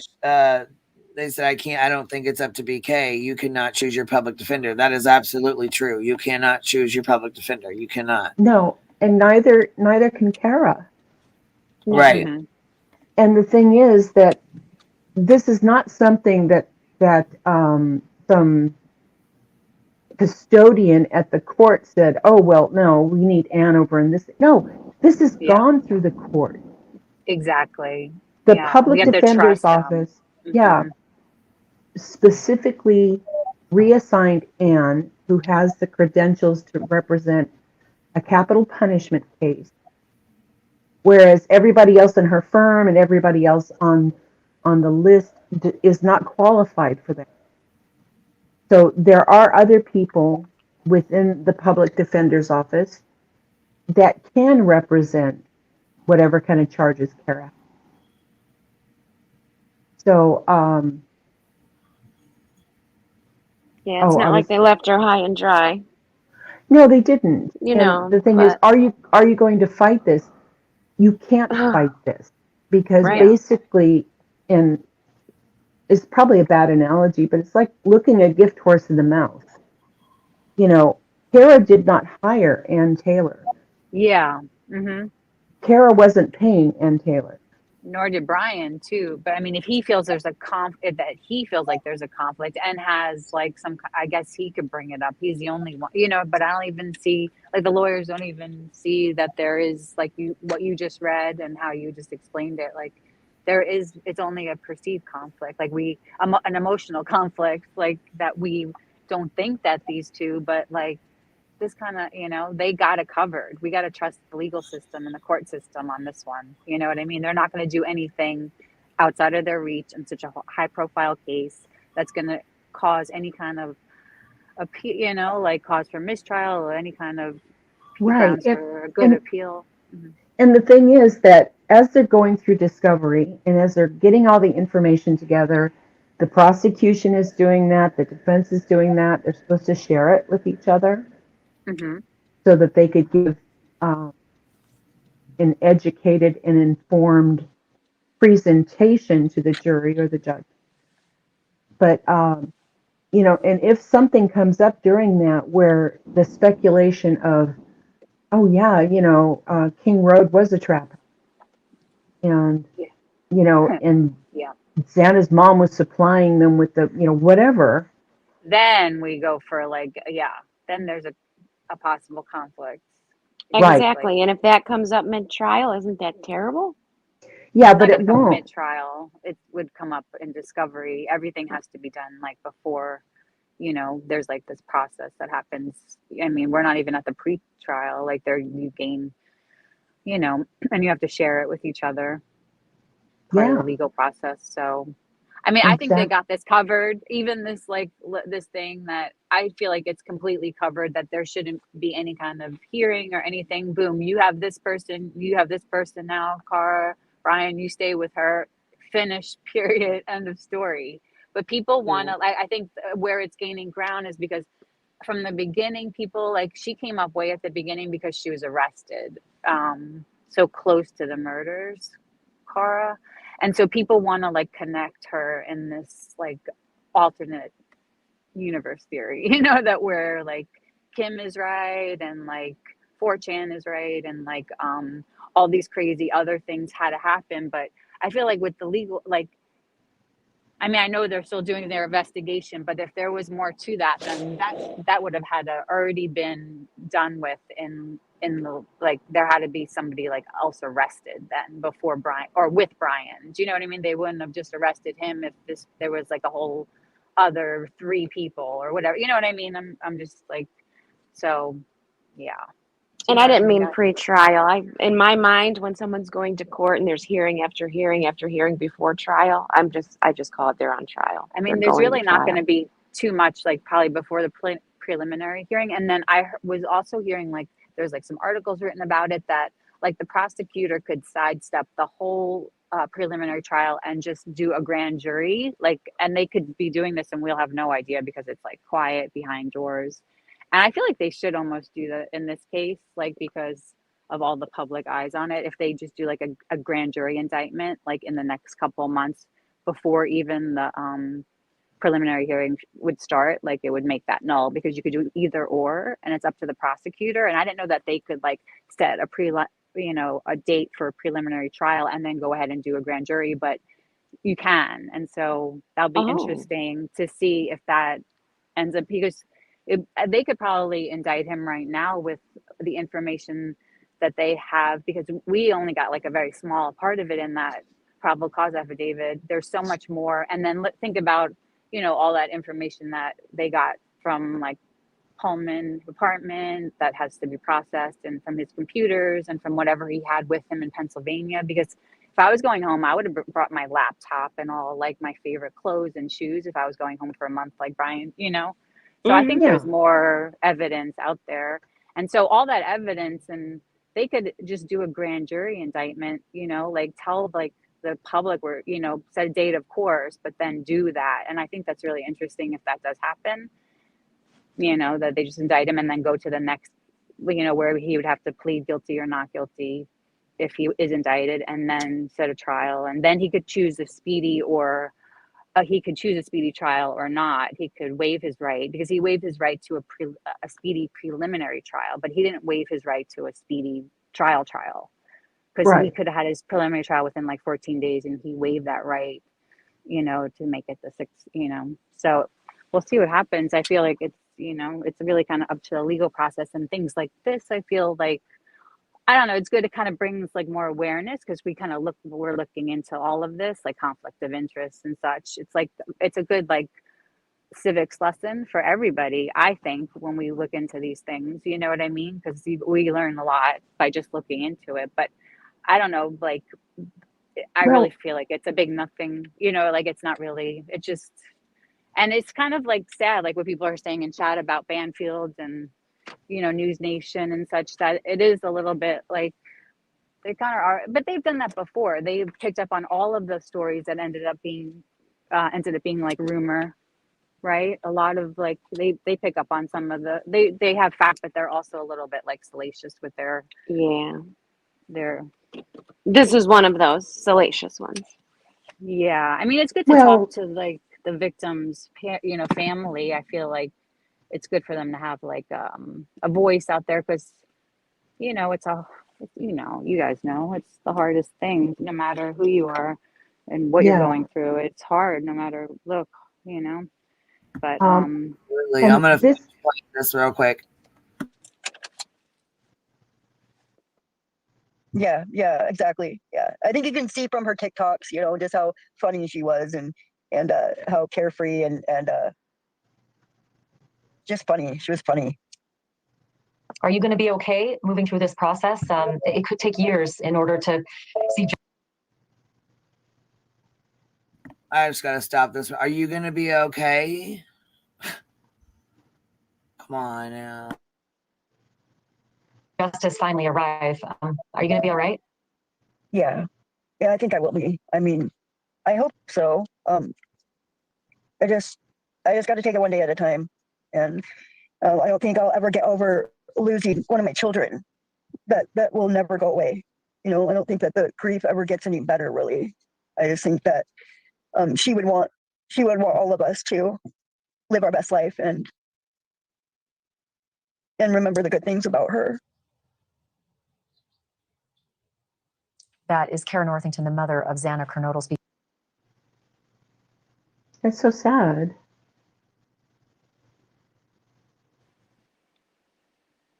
Very sad. Yeah, it's just, I don't know, this interview, I can understand why they wanted to do that, because they were in touch with somebody, and this is a huge thing. And of course, it stirs a bee's nest when we hear things like this and we don't have all the details behind it, about all the workings and whatnot. We just hear that, the same attorney that represented Kara is now representing Brian. And we're like, what? No. And as lay public, we think that's morally wrong, But as far as legally, no, it's not wrong, unless they come up with something that's disclosed at a later date that would disqualify Anne from representing. And And the thing is that people are saying she signed a power of attorney. Everybody, no matter if you go to see a lawyer for anything, for civil litigation, for criminal litigation, for whatever, bankruptcy, everybody signs a power of attorney because if they need to obtain any kind of records, whether they're medical or legal or whatever, that office needs to have a power of attorney to give them permission to get that confidential information. Exactly. Like what you would need for to get into a rehab would be like medical records and such, and she would. Exactly. And the thing is that, once an attorney withdraws, say like if she hired Dewey, Cheatham and Howe, the law firm, and she signed a power of attorney with that, and she was being represented by Dewey, but he decided to leave the firm and go to another practice, open his own office. If she remained at Dewey, Cheatham and Howe, then her power of attorney automatically transfers over to the firm and the next lawyer assigned to her. So it's not like it's Same thing would something. happen. Yeah, nothing's being held up in the process for her. It's just being Right. transferred to somebody else. Yep. Yeah. And Taylor doesn't take that with them. The thing that we're looking at is, what is it called? Loyalty and independence. Yeah, loyalty and independence to the client. So if a client signs on with you and you agree to represent them in a case, and then that person, the plaintiff or the person that is filing against you, is also being represented by your firm, then that's a conflict of interest. Because you can't represent both sides of the coin. Does that make sense? Oh yeah, Yes. definitely. To me, it Bueller? really does. Yeah. Mm-hmm. Bueller? Okay. Yeah. I got that. So, yeah. So, do I agree with the interview? No. Do I think what the public defender's office did by assigning Ann to Brian is wrong? Legally, no. Morally, yes. It would be because attorneys have this, and it's not a written law or anything. It's just something that, and I only know this because of my years working in litigation.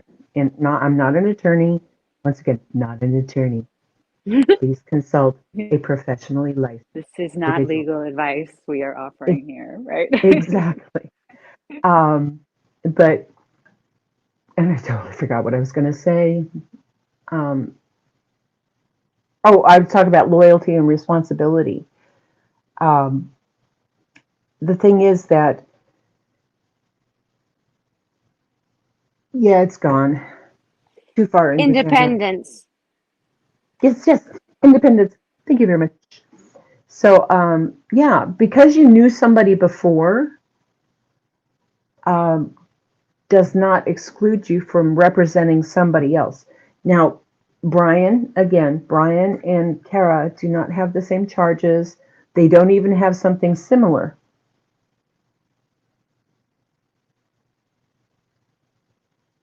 So there would be no conflict. There would be nothing adverse towards Kara other than the emotional and moral reprehensible. Mm-hmm. Sorry, I get so nervous. Oh no, you're so good though. You shouldn't. You speak so. I'm always you're clipped awesome. though. You're I'm so always lovable. You are so lovable. Oh, Are thank you. jerks. Just keep. You're good. You're really Yeah. But anyway, so as long as if for some odd reason Brian is acquitted, that is not adverse to Kara except through emotional and in our sense of moral obligation. You know what I'm saying? Yeah, the perceived conflict that we kind Yeah, of because as soon as I heard this, I thought, yeesh, you know, she's going to have to sit in the courtroom and look at a lawyer that was once like for her, that was Right. defending this monster. Yeah, this monster that killed, brutally murdered her daughter. Yes, it's awful. It's really shitty too that she has to do that. You know what I mean? Exactly. So, oh, I know what I was going to say. Yay, it came back. Nope, it's gone. Never mind. Well, then you got people doing this kind of shit right here. Oh, girl. Could Dylan Mortensen have saved Xana? Look at this horse shit here. Yeah, that's disgusting. Why didn't you save me? Yeah, it's just, and it's going to happen in about every case that brings attention, from Gabby Petito all the way through this now. And the more salacious information we can put into it, and the more we can get people to come and listen to our salacious information, the better that is for my channel, the better that is for my pocketbook. And the same thing goes for NewsNation. This isn't new. Tragedy pimping is not new.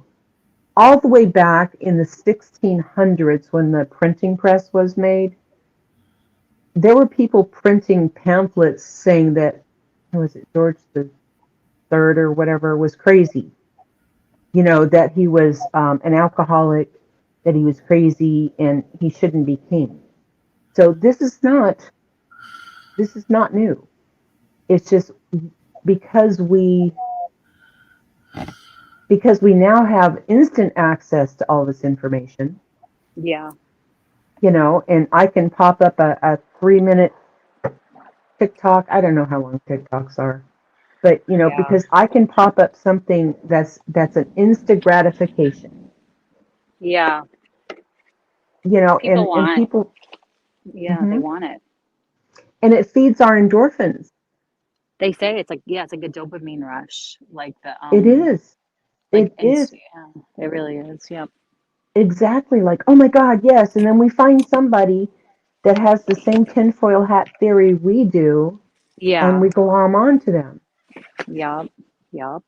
And that's because none of us think, few of us, few of us think critically. Yeah, it is like critical thinking skills for sure, and just like looking at, like, look how you like pulled that up and like brought up like, what a real conflict of interest, like what I think we have like an emotional conflict of interest, people, like I'm talking about the internet, that are following the people that have issues with. I don't have issues with it, but I could see people seeing like, but when you really look at it, and yeah, it's really a perceived conflict. It's nothing but her, like, she like removed herself from one of it, so there would be no conflict, right, before anything really got started with Brian, so I guess it's one of those things that's business, but to us it's personal, because I know I myself put myself in the shoes of Xana's mother. Yes. And thinking, you dropped me like a hot rock to go represent the individual who took my daughter from this earth. Right. What? And that's what's morally reprehensible. That because we fell in love with Zana and Maggie and Haley and Ethan, and our hearts have been bleeding and hurting since before they found Brian. How could somebody be so vicious and do this to these young people? And we fell in love with all of them. And we've been following it jot and tittle down the rabbit holes of 4chan and into Reddit and into Facebook and all of that stuff. And so when we hear something like this, and we are for the victim's family, it's Queen's Channel, you know, we try to advocate for the victims' families and to get people to back off the ridiculous tinfoil hat theories and the exclusive first, it's garbage information and interviews. Yeah. Because that's our premise, that's our community. When we see Yeah. something like this, it riles us up, Yeah. you know, And and yeah, of course. Especially with this like absence of like information coming out, and this comes out and we're like, oh my God, you know, it's like we get like re-triggered to thinking about everything, you know, again, and please we keep want in mind, justice. Yeah, yes, we don't have all the information. I know. We So don't have No, limited. and this media gives us tidbits so that our imaginations do run wild, you know? Yeah. exactly.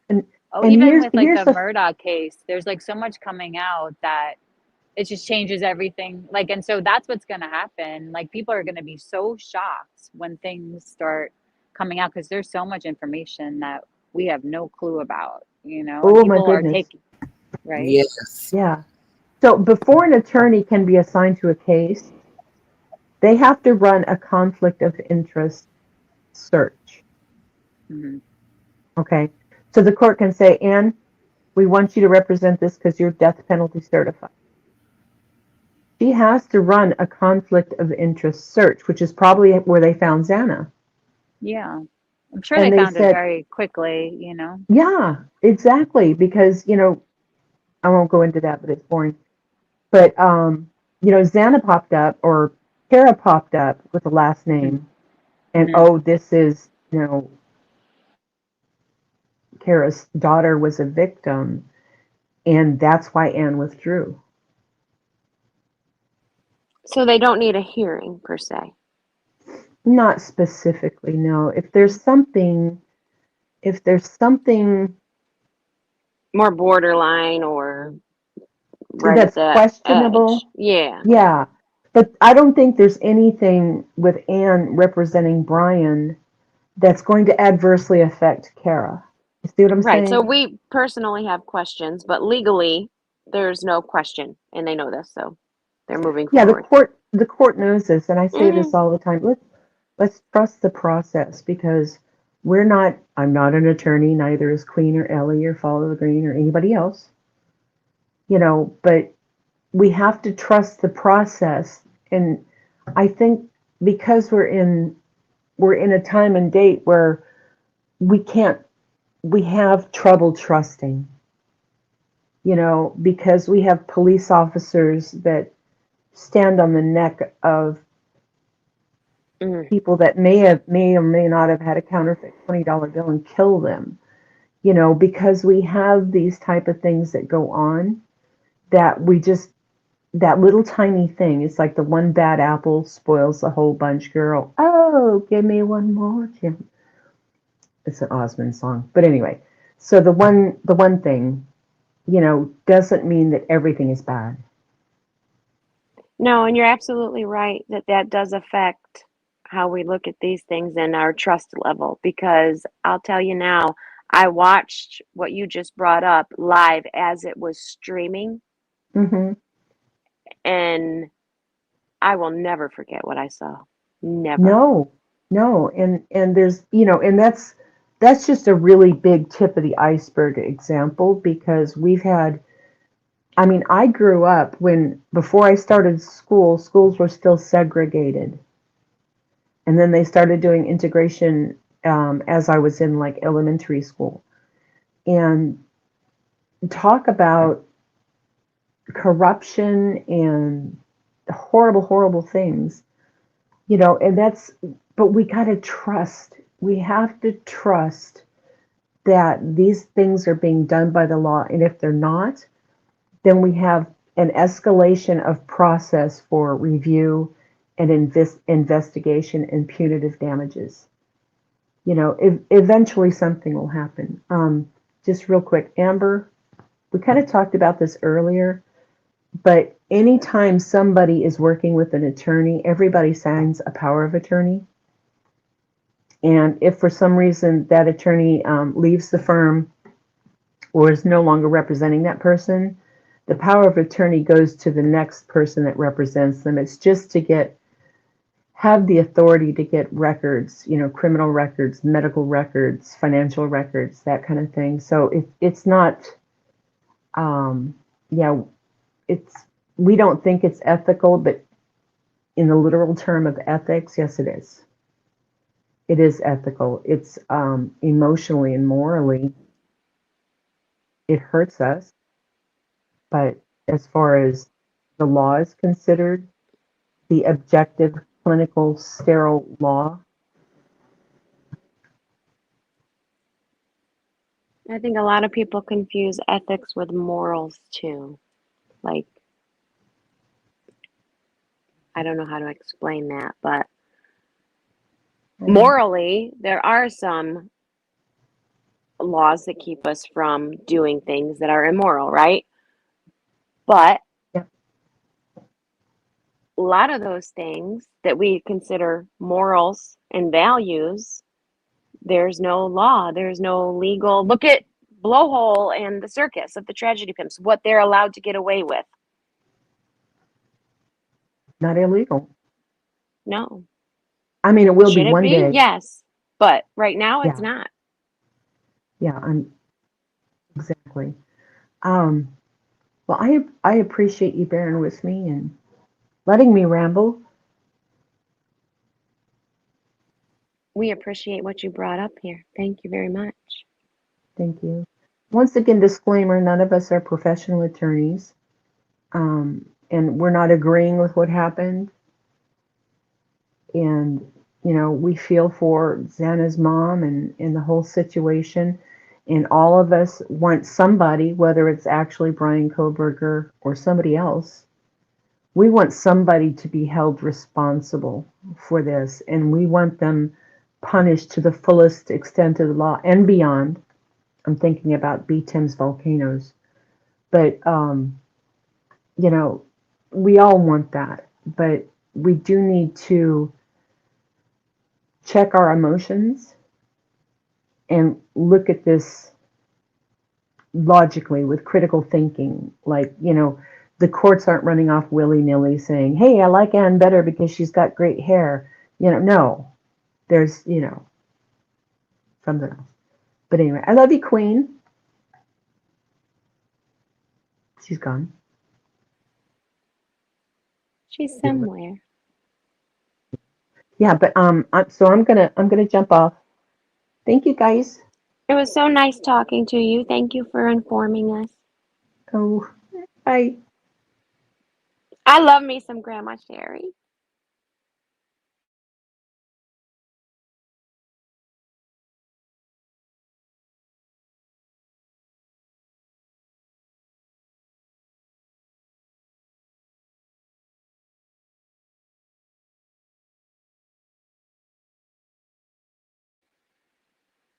Nenny C, the more you know. It's funny.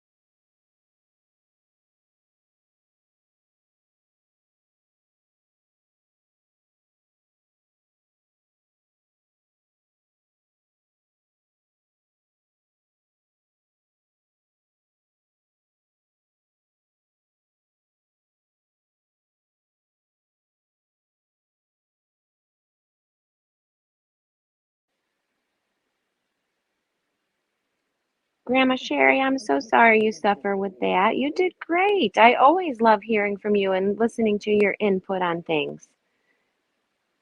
You help us see things in a different light and educate us. I think you're great to have.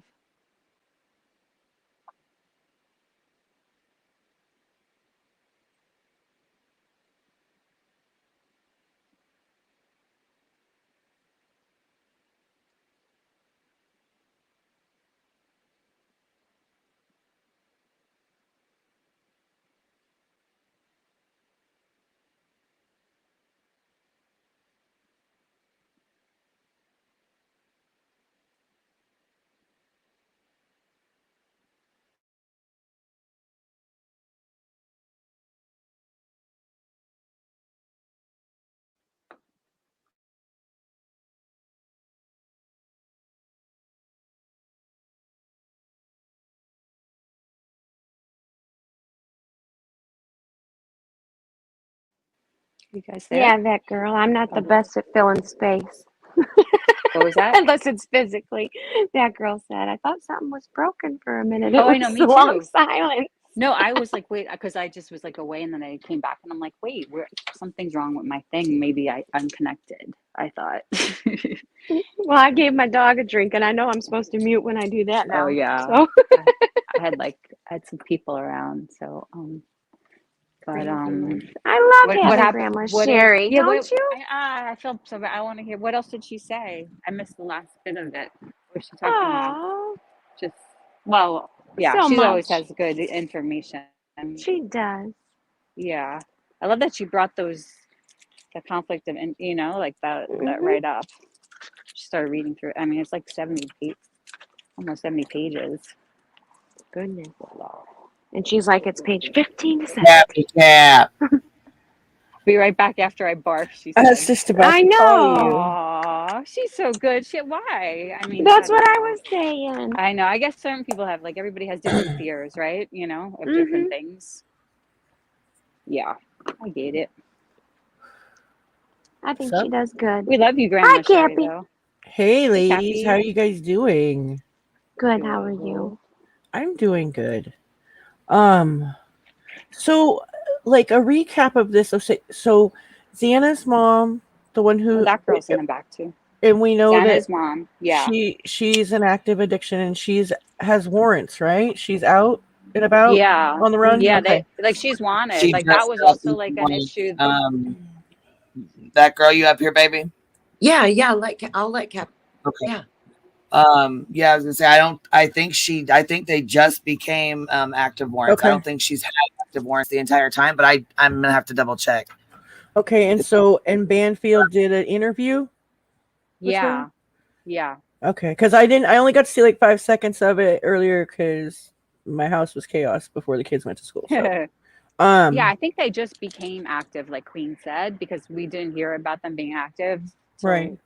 And they did, like, Brian didn't even mention that, like, on that Spaces we were talking about like the fact that she has like that there is an active warrant out for her. But I Yeah, think because she didn't show up to her last court but hearing. she's trying to get into rehab, I think. You know what I mean? And it seems like somebody was like she might be living in her car or something. To like She's just prop out. Yeah, okay. That's good. yeah. I mean, I don't know what Idaho does. I know California, like She's not out here doing like GoFundMe. She's not out here dropping Right. cash apps. She's No, she's not at all. financially benefit or anything like that. You know what I mean? yeah. See, I could see her So being hurt. she is living out of her car because that's the impression. I don't know. There's people are saying Yeah, that. It's like Just because a guitar is in the back seat doesn't mean she's living out of there. Now, I know she did her interview from the car and there's a guitar in the back seat, but she could be on the road traveling. Who knows? Is that what that was? Was a guitar? I couldn't tell what it was. I'm so blind these days. I was like, what the fuck is that? That makes sense. Okay. I felt like the thumbnail that they used compared to the person that ended up on the interview, looks wise, was startling. And I don't know why they chose to do that. Like I said, it just seems startling and like almost disrespectful. And Yeah. I don't know why, but I felt like it was kind of it felt like exploitation to me. I just Oh Well, and yeah, that's what think about everybody's it. been Think about saying. it too, because like, okay, Yeah. so she is a major network, major platform. She has like the editing that is done and the pictures that are chosen. There's a lot of thought behind it. You think that could have been on purpose? yeah, that's kind of my point. I didn't Right. want, yeah, that's my point. It felt like they chose that image, and it That's was fucked just up. such a stark contrast. And Hmm. like I just don't know, you guys. It felt like they sensationalized the woman's image or whatever you want to say. Yeah, Cabby. Yeah, I think it was. Yeah, yeah. So I'm Yeah. not the only one who feels like they're trying to villainize this woman. That's Something. what my I, takeaway is. I don't Something's take advantage of more there- than villainize. yeah, I that's think. yeah. I think taking advantage of for sure. I think that I don't feel like the intention was good. Is that a good way to? no. Yes. Right, exactly. Their intention was to keep.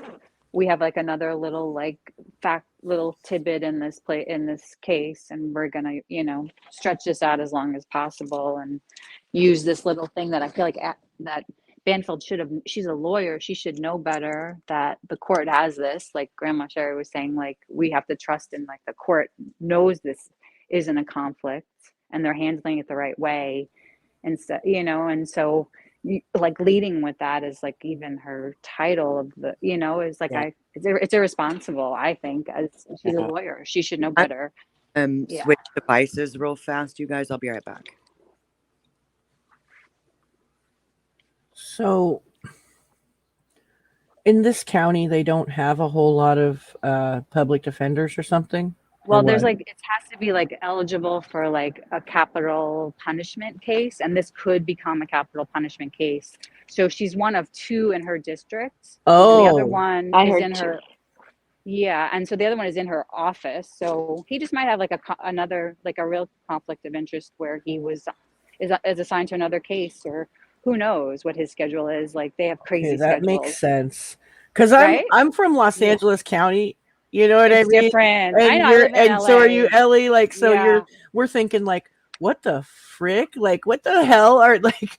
because Don't they there's a have another million one? But public it's defenders, so and much smaller. yeah, So it's so different. I It's gotta so consider different. that. Like, to me, that was just like bonkers. Like, Yeah, there's like a list but that you was know what? going Even around. here, though, like amongst me and my delinquent crew growing up, and even in my young adult, like shit, till the end of my 30s, I was still getting in trouble.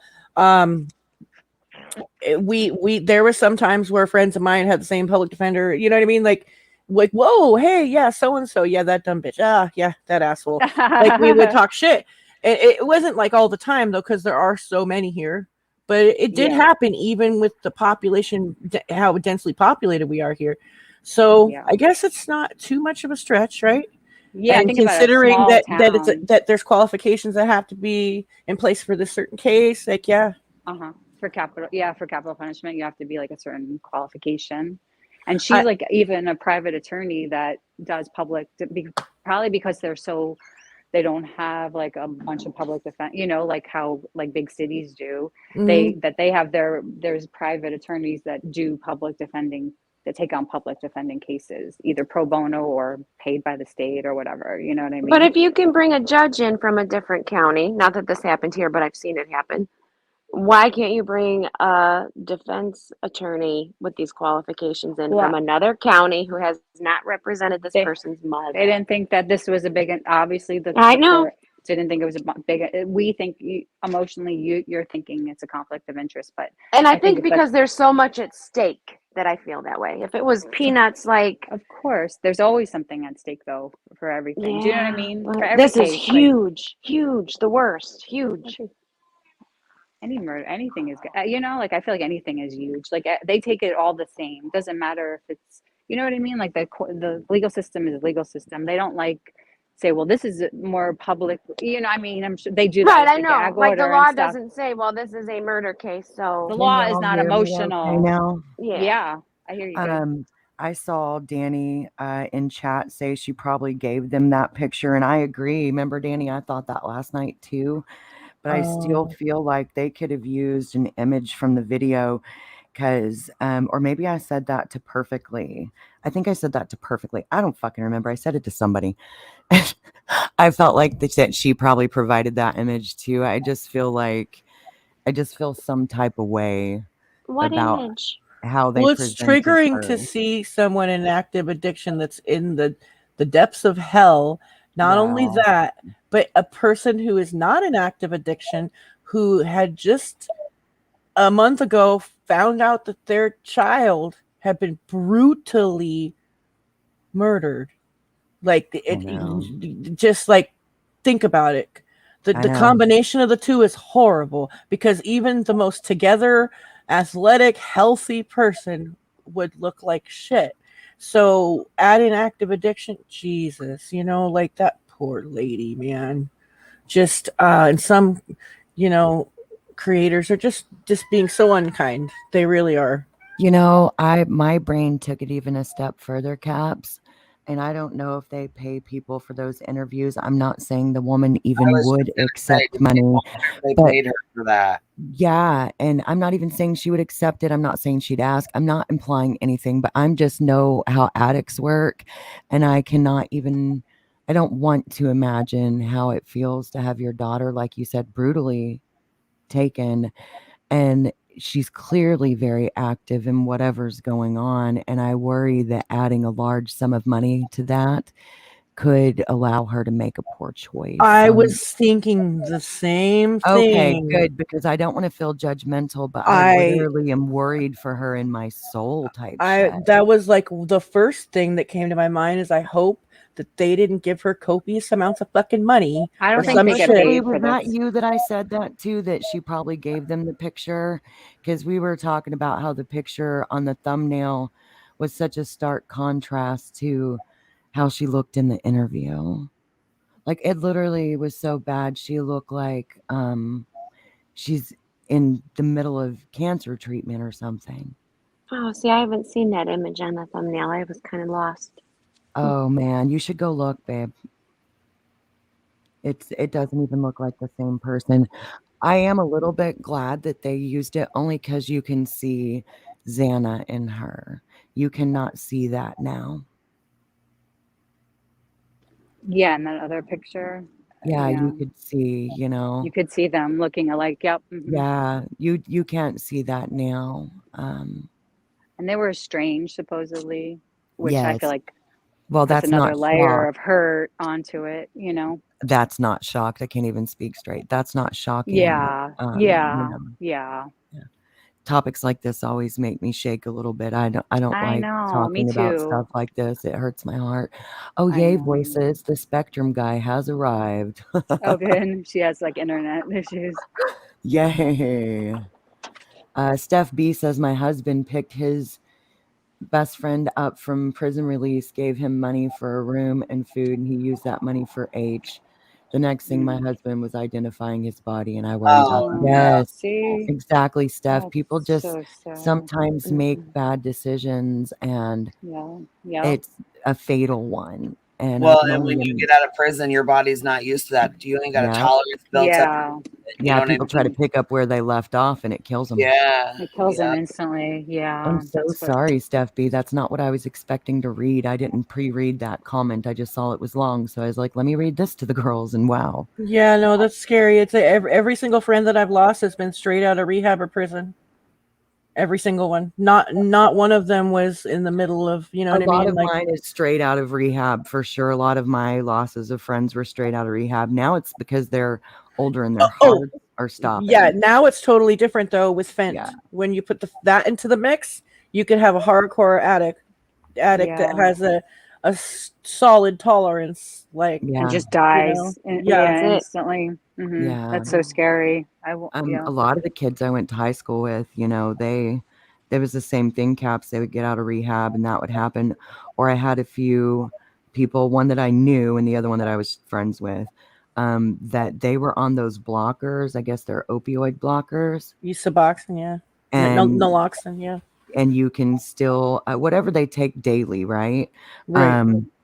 And they tried to still partake in H and tried and ended up dead. I think may have been on purpose. I wasn't there to. Yeah, because the high wasn't happening immediately, and that's like Yeah. what they do, and they'll keep like trying to like get through it, and they eventually overdose. it's gonna suppress your oxygen, even if you're not feeling fuzzy. Yeah. Yeah.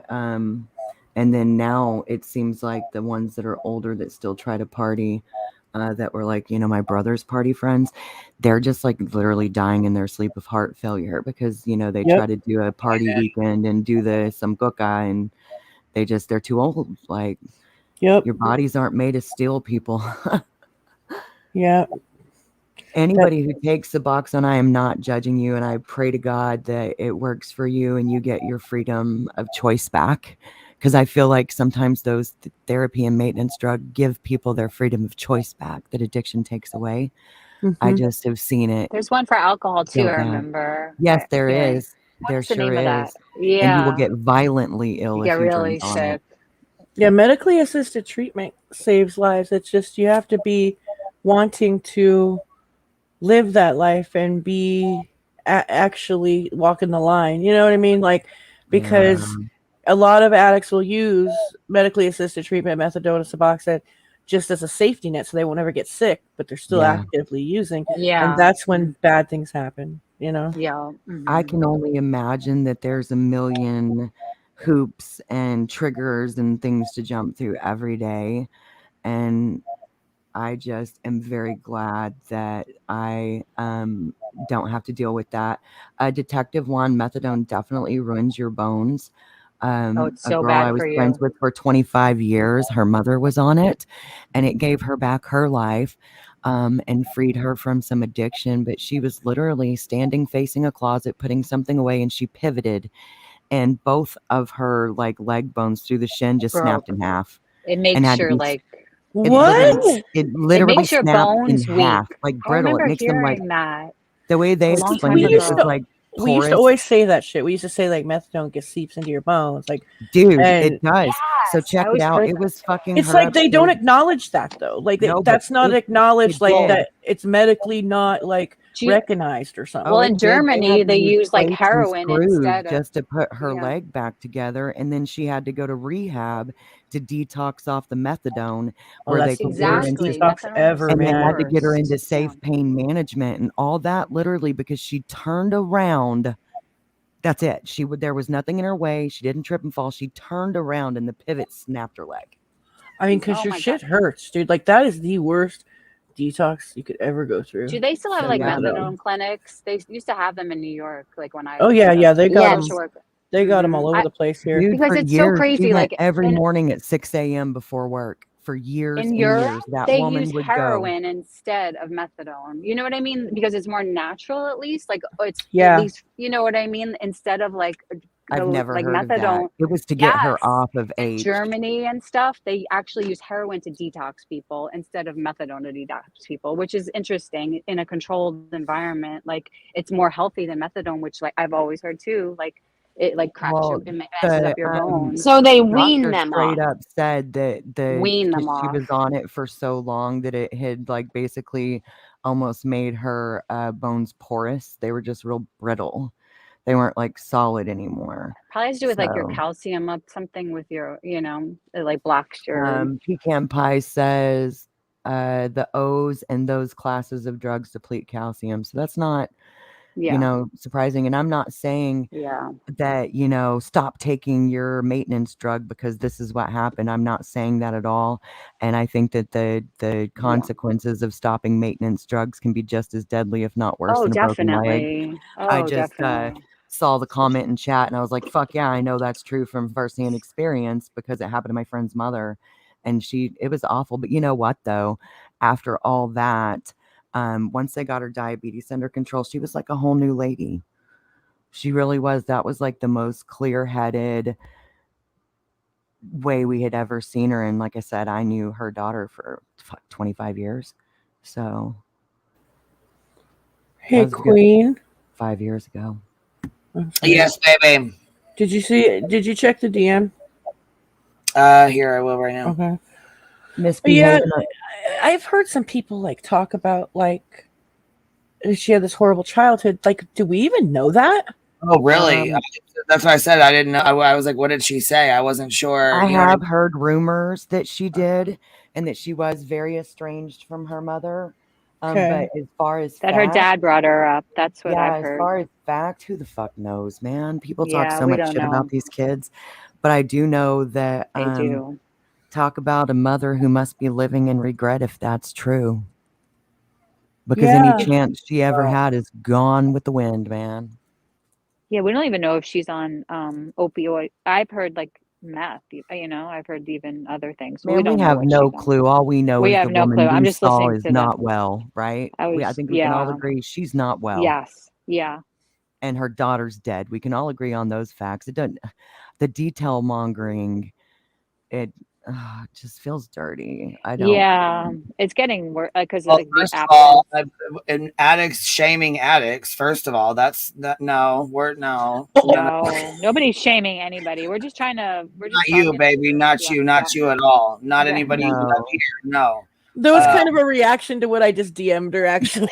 Oh, okay. I'm like, uh-oh, what did I That's why say? I What laughed did we about it. say? I was like, addict shaming addicts, so snap. Oh fuck yeah! CNN is supposed to be muted on here. Fucking what, man? We're not. Sorry, girl. No, you're good. You're Okay, like good. seriously, no, somebody, True. we're just not going to name names, but there are some creators out here that are just being incredibly messy and really nasty regarding the situation.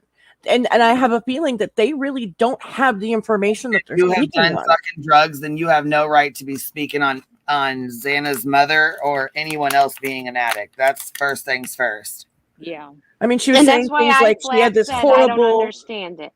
right, like saying she had this horrible childhood and she never had a chance in hell. And obviously she was given some opportunity and worked hard. She's going to a university. You know, that's like really stereotypical to speak on addicts' kids like that. Like Right. you don't fucking know her situation. Get the F out of here. And it's like, and then making these incredibly ignorant statements about how addicts need more shaming. Oh God. Because that's why the opiate, I quote, opiate pandemic, she said, opiate pandemic is happening because we are coddling addicts and it's not shamed anymore. I'm like, think huh? The person who said that has never dealt with addiction before. No, and let me just say, I've not dealt with it, so I don't know about it. But what I just heard was someone confusing tough love with shaming. There's a difference. QueenBee, did you said yes, they have? Is that what you said? They have. Yep. Okay, I couldn't tell who said it. I'm so tired, guys. I didn't get enough sleep last night.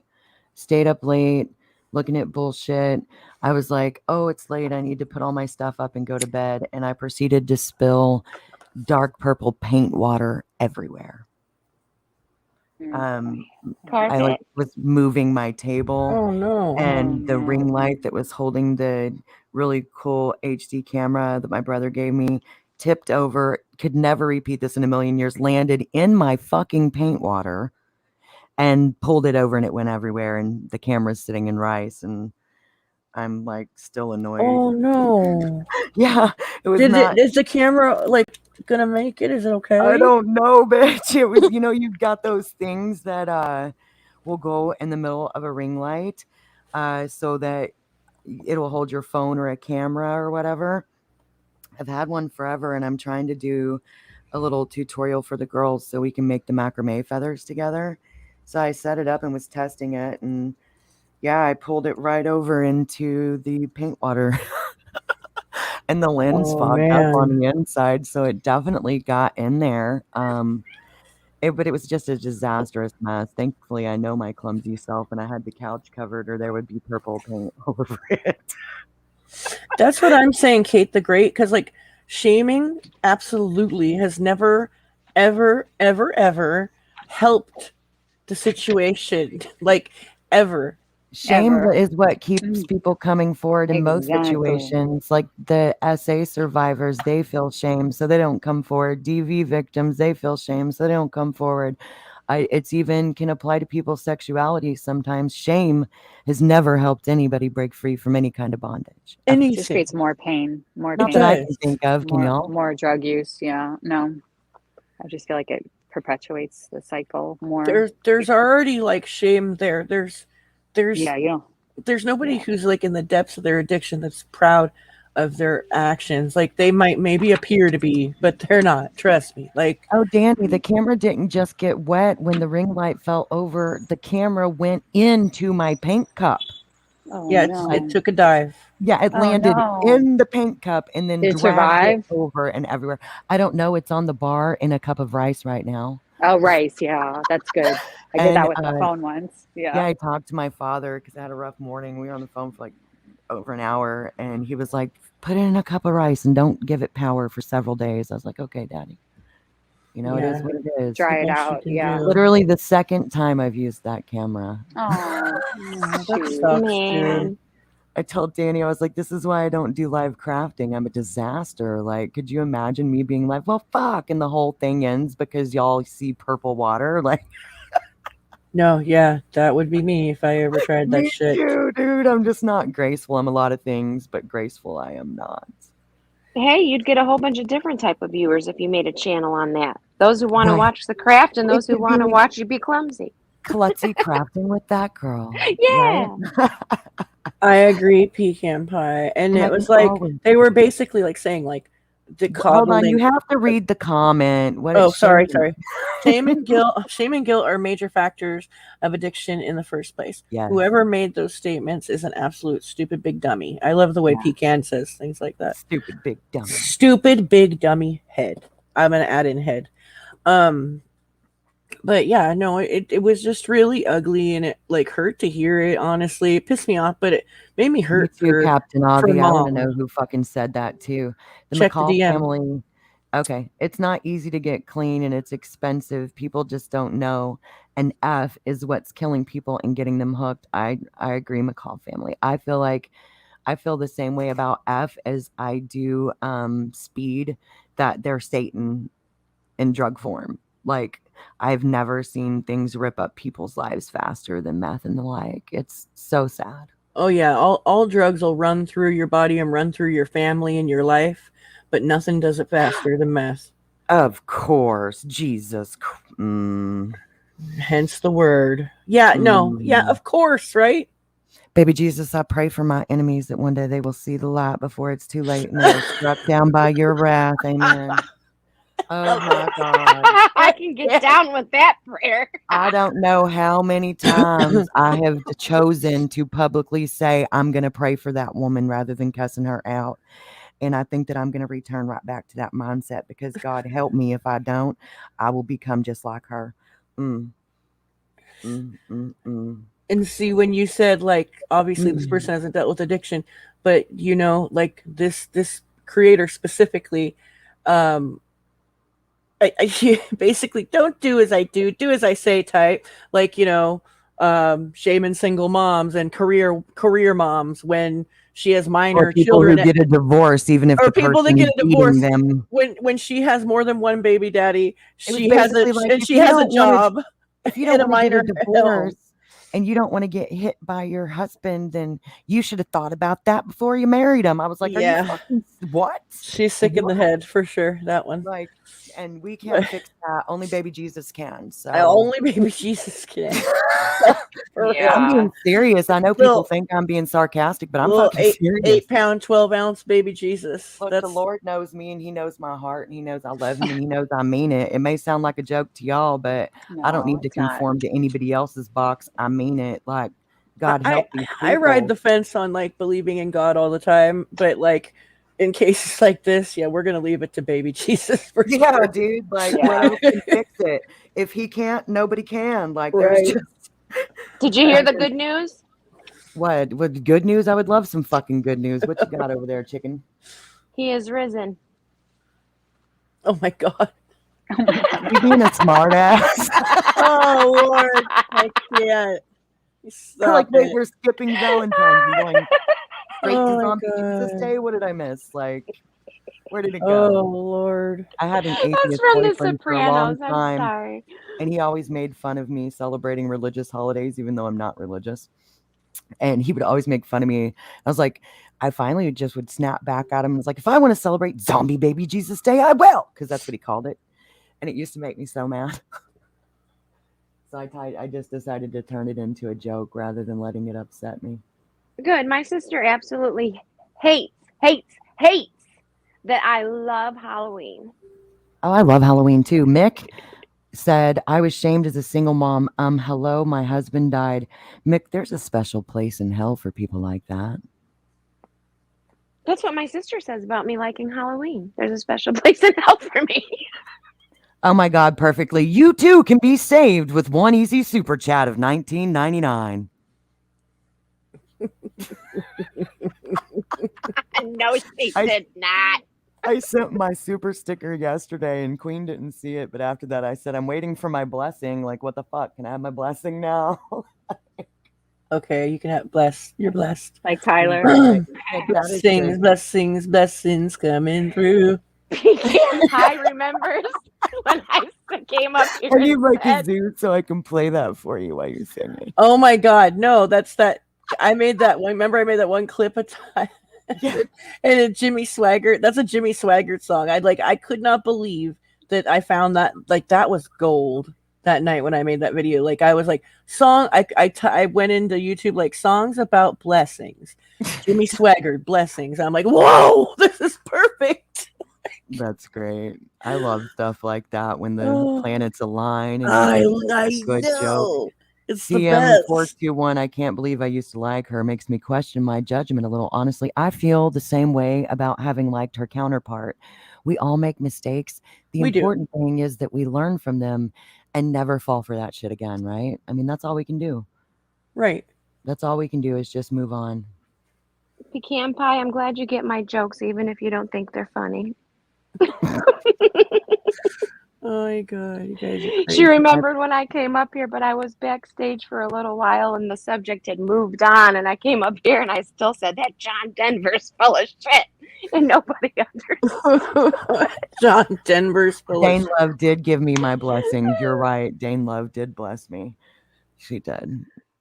That was funny. I just can't with a lot of the stuff that's been going on YouTube and the state of our society and what people actually think is okay really freaks me out sometimes. Yep. Yeah. Things get It's wild exaggerated quick. on here too, I think, right? Well, I think it's on here. I think on here it makes it way worse. Yeah. It's like a big microscope on it. Yeah. Well, because everybody has access to broadcast, and it's like a definite fucking petri dish for sure. See everything with rights, with rights and privilege, like comes like responsibility. You know what I mean? You gotta be mindful for their fucking selves, let alone for what you know what I mean. Like right. Other things become more important than like morals and integrity and responsibility. I mean, anyone can have a fucking YouTube channel. You know what I mean? No, see that. Yeah. Anybody. Oh yeah. Just give me a minute. Thinker, that sucks. But being like lucky. a responsible one is a totally different story. You know what I mean? So it's I mean, yeah. It's just crazy. I think I would break too many rules. I'm sure. Yeah. Strike. Right. You definitely would not get monetized very easily. They would go over your content and be like, oh no. I wouldn't want to be. If it's not for the greater good that comes from my heart, I don't want to do it. It would totally be labial denial. Some of my lives that are private on my channel, like I'm really shocked that because they were public when I applied for monetization, and I was shocked that I got it. I really was. Yeah, but you've been monetized. But the thing is that they never want to give you money though. They'll put you on yellow like every single fucking time. Oh yeah, that yellow light comes hard. Fucking yellow light, guys. Every time. I'll just put my own yellow light up so y'all know. I don't even try. I stopped trying for a while. I thought I was gonna show these motherfuckers, right? I told Paige, I'm like, they're all yellow lights, so I just turned off my monetization switches. She's like, Cappy, you still get some money with yellow. And I didn't know that. I didn't read all the way through everything. I like suck at YouTubing, right? Yeah, it's just limited. You don't suck I'm going at to it. show You're the lazy son of a with it. bitches. I'm going to show you guys, you're not going to put your ads on here for free. Nope. And so yeah, then I turned them on and I was like, oh, okay, I'm getting a little bit, but it's like nothing almost. But yeah, it was funny. I was like, I'm going to show you guys that. Yeah, I wasn't showing them nothing except for the fact that I didn't read what I signed, Holy shit. Lisa Nia in Massachusetts, another mother lost it, and Kay's 2 babies and 3rd in the hospital. And then she tried to jump out the window but survived. Richtown. Look to have it all. Nope. Maybe postpartum. I don't know, Lisa, but I've heard about that. I heard about that last night. It was. Is that what I saw? I was People are going in nuts. my mom's room. I just broke my freaking makeup palette. That sucks. I was trying to get the cat off the table and she kicked it off. Your cats are wild as shit. Okay. Yeah, the one that's meowing in my ear right now. Get She out was of saying, my face. hello. Hello, hi. They said Richtown, Mass. Let's look it up real quick. I think it's the one I saw earlier. Yeah, it's really bad. Yeah, probably. I'm really far away from the keyboard. My mic is. Can y'all still hear me typing? I can hear you. I don't hear you typing. Okay, good. Because I know yesterday I accidentally set it down by the keyboard and you could hear every click. You muted me. Okay, Rich. Let me see. Mother accused of strangling 2 children. I bet you it's this one right here. Hold on. 23 hours ago. Do you want me to share it, Queen, or do you want me to just look at it? That's up to you, baby. If you want to share it, go ahead. If you want to read it, I'll share it so y'all can see too. Hang on. Present. Trigger warning. This is going to be not pretty. All right. Share. Let me blow that up for you guys just a little bit. It looks like there's a video here. Do you guys see what Toby's writing in chat? I think she's a lawyer and she's talking about power of attorney. Do you want me to read it?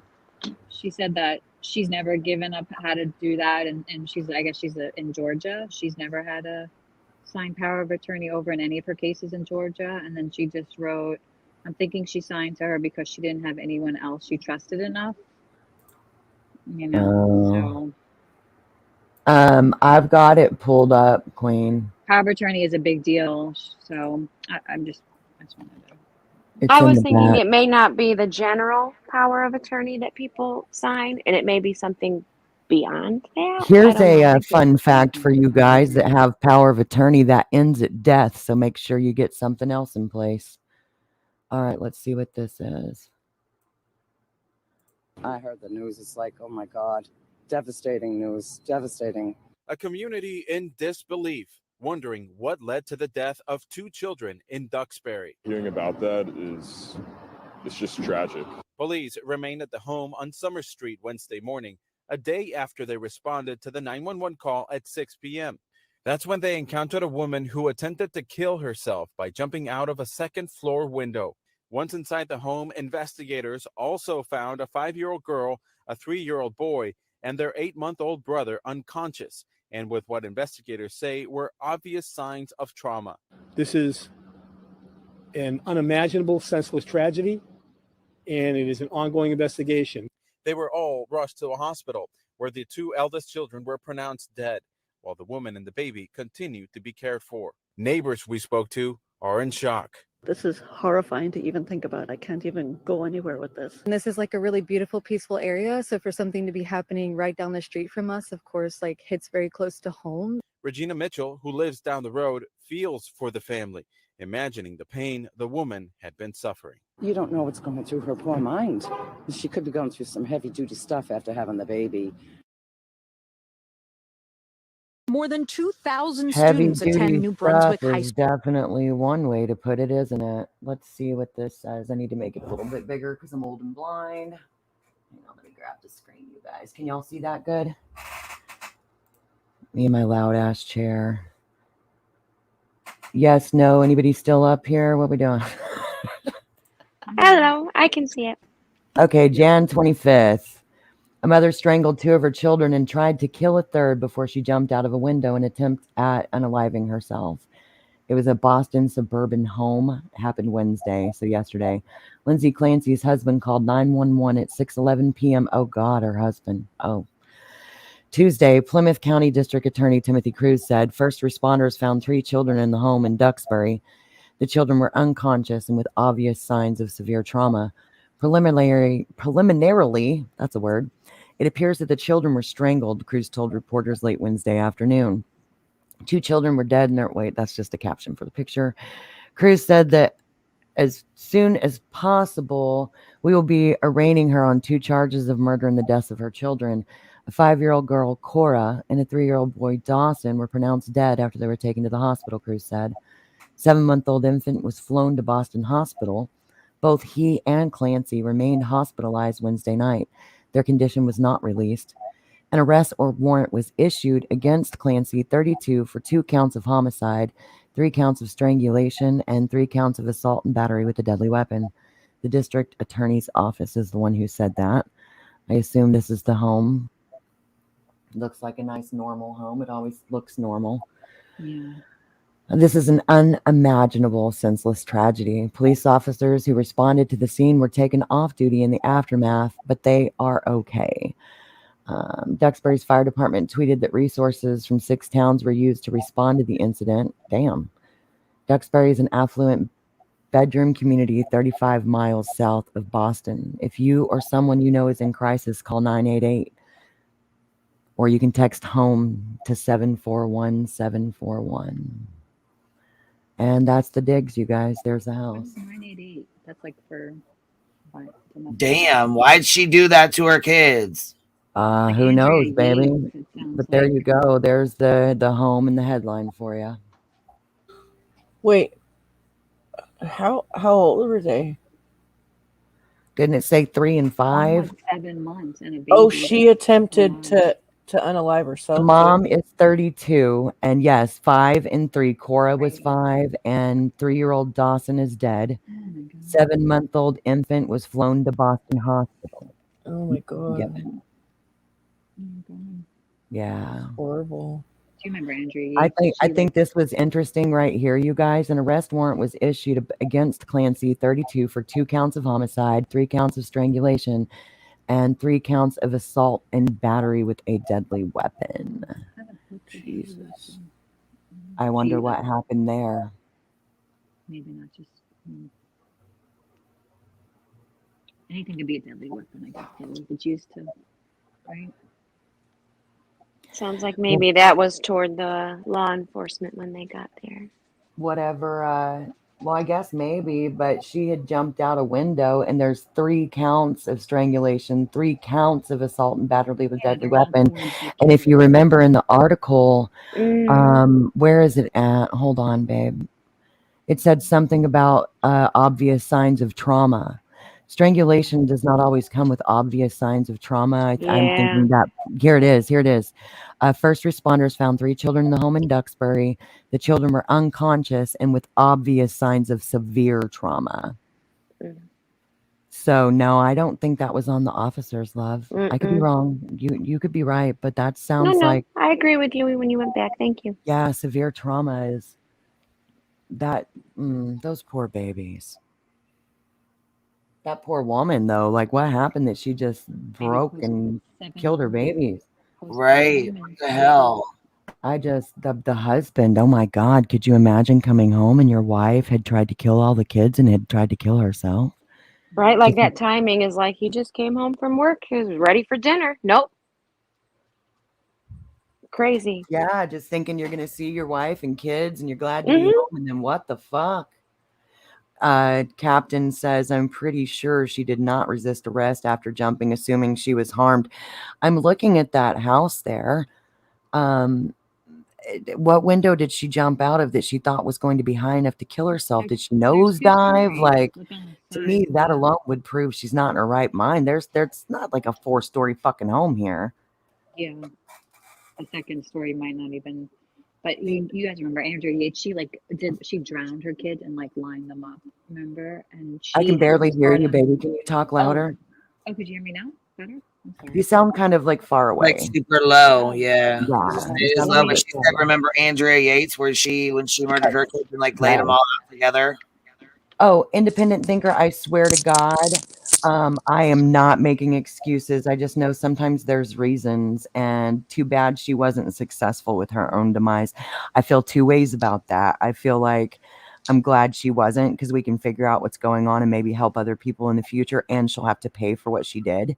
But at the same time, is she worth her salt now? I don't know. I'm just glad I've never had to be in that situation, man.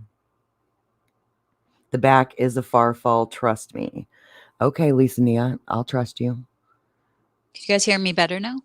Yes, much better. What were you saying, babe? You Oh. sound normal now. Oh, I'm Thank sorry you. about that. Yeah. Oh No, no, you're I was good. saying Thank it you. reminds me of like the Andrea Yates, and she like had like 5 kids. They were all really young, and she had like some kind of, they said it was like part of it could be postpartum depression, and she has a 7-month-old. Psychosis. Yeah, hers became psychosis. Yeah. I mean, Yeah. that's what this reminds me a little of. Yeah, I hold like Andrea Yates's husband like responsible for just too many kids. That case was so that psychiatrist, her primary care physician, and her psychiatrist told that man that those children should not be left in her care, and that she should not have any more children. Yeah, those things he said. And listen, that fool. I swear to God, man, like that case just gets under my skin. Oh, so me too, bad. right? Oh, it was haunting. You know, because like people go after her, and listen, she was having these horrible thoughts and urges to harm her children, and it terrified her. And she went, and she had enough. I'm sorry, I'm going to say it. She had enough courage to tell them. If I had thoughts like that, I would be so scared to tell somebody. Yeah, and I know I was. Nobody looked after her. Nobody protected those fucking kids. I didn't even Who have did he any tell thoughts other as than bad the as she husband? did. I didn't even have any thoughts as bad as she did after my brother's death, because of everything that happened and stuff. It kind of fucked with my brain a little bit. I had some PTSD, and I wasn't even sure I believed that, because I wasn't like in a war or anything, but I was still having lots of issues. So they gave me some meds, and that stuff had me hearing voices, and I was scared to tell people what was happening with that. So I agree, Cappy. That's such a horrific thing. A lot of people probably are afraid to say something, because I had something so minor compared, and I was horrified. Because people don't want to admit postpartum depression because, wow, you just had a baby. Like, how could you be depressed? But there's like a major hormone change. Yeah. Oh, yeah. And some people don't come back from that without help, like medically. Yeah. Yeah. Like Andrea Yates would be like, I mean, that's a perfect example. Like it became And I blame her psychosis, husband you too. know? Why would he ever knock her up again? I know, right? Like, Ugh. that's just knowing that she's yeah, having. the doctor told him. I mean, the doctor told him not to get her pregnant again. That was like life or death situation. You know, that she's not mentally stable enough to you know. Did they like not believe in birth control or something? Like their religion didn't. I Was it do something feel like like they that? were part of the Quiverful movement, where you have feel as like many they're- children as you can for the kingdom of the Lord. Yeah, I feel like that was some part of that. That was like their religion. It was related to their religious beliefs, and that's why they, you know. It was What's totally happening? like that, and they were going to get on a bus, remember, and rent their house out and spread the word and all that stuff, and whatever, and that's fine. You could do that with like, but she wasn't built for that, and no, and it's like this too. Like, why wasn't he held accountable for not keeping them kids safe when the doctor said, "Do not leave her with these children"? Was he not held accountable at all? Like he didn't. I feel like they didn't put him in prison. Like, no, okay, no, you're right there. You're right there. Because that all came out in I mean, court. what are they really going to do? This is going to sound tacky, but it's not like they could take the kids away, Cappy. What are they going to do to them? Right, and it's just like I guess like maybe neglect or something. I don't know. Like, I don't know. It was so bad, you know. Like Did Andrea Yates' husband face any charges?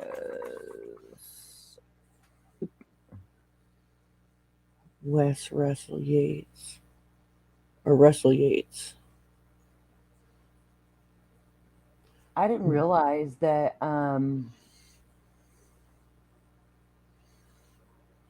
Oh, hold on. This is a prosecutor's Mull case against Russell Yates. Let's see what this says, baby.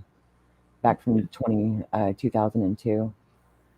The prosecutors will weigh, oh, I pressed a button.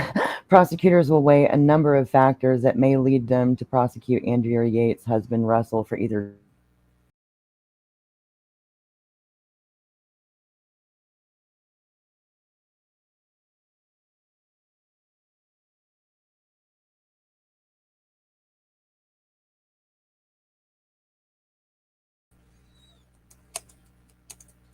Well, that was weird.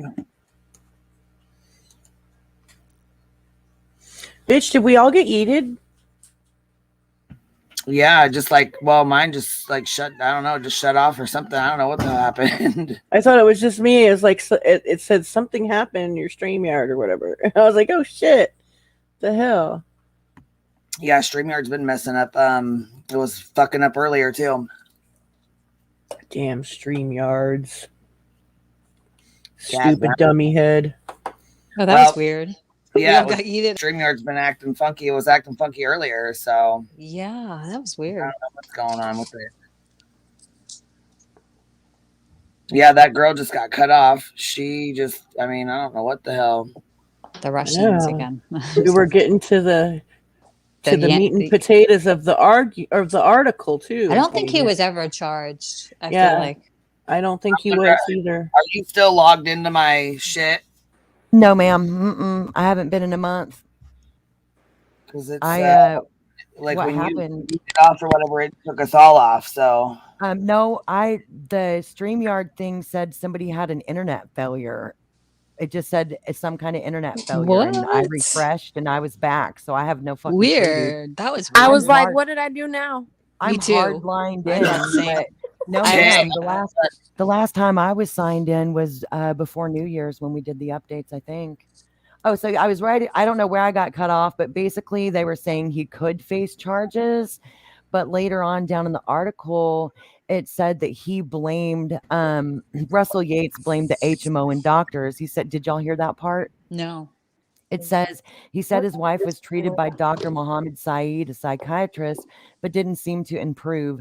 Russell Yates said that he and his wife returned from treatment June the 18th, but that the doctors didn't put her back on her antipsychotic drug and had changed her prescriptions, and that she killed the kids 2 days later. So I would think just them changing her meds in like a 48-hour period before that could be enough to get Russell off, Cappy. And yeah, that could do it. That could be the reason why she had a break, because when that's like the most crucial, Right. when they changed, yeah. But the thing is like, I understand it's an explanation for what happened, but his instructions were to not leave her in care of the kids, though.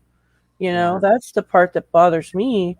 Is like, he was told, you know what? I bet that it was like a technicality or something, because I'm not sure if he was told that right before with the med change, but he was told that like before baby number 5. Like, don't leave these 4 kids in her care, because it happened. She had these thoughts, I believe, like before the last baby. I think I remember that too. I remember hearing that too, that she had problems with the postpartum depression with the 4th I really baby. think that was a StreamYard glitch, you guys, because my article That was never weird. reloaded or anything. Did y'all really all fall off panel at the Yeah, same time? everybody fell off at the same time. That's I came back, fucking there was weird. nobody up. Yeah. But I have a so- question. Did this mandated reporter doctor contact anyone other than the husband? I don't know. I can't remember that. Yeah, CPS probably should have been called. I mean, maybe I guess, it's another one of those where it's really easy to Monday morning quarterback. Yeah. Bitch. The kids are all dead, and we know everything now. Yeah. One thing I've learned about mental health in the not so distant past and over this last few years is it's different for everybody, and meds don't work the same for everybody, and sometimes there's not a right med, and environment and diet and so many things play into it, and a lot of people don't have a good support system like I think would truly be needed to be successful. And there's just so many different factors. It's just not as simple as he shouldn't have done that, or she should have done. I just don't know what he was thinking. Like, she wasn't even eating; she was hallucinating. Like, why would you think that was a good idea to leave her with those kids? Girl, he didn't you're care not going to enough, get 1 sounds ounce like. of argument from me. Yeah. Not even an ounce. I guess I just get frustrated when I see people like go at her, and it's like, you're defending a baby killer. Well, what I'm defending is like people not taking into account the situation at hand. If anybody deserved to get a psychiatric plea, it was her. Yeah.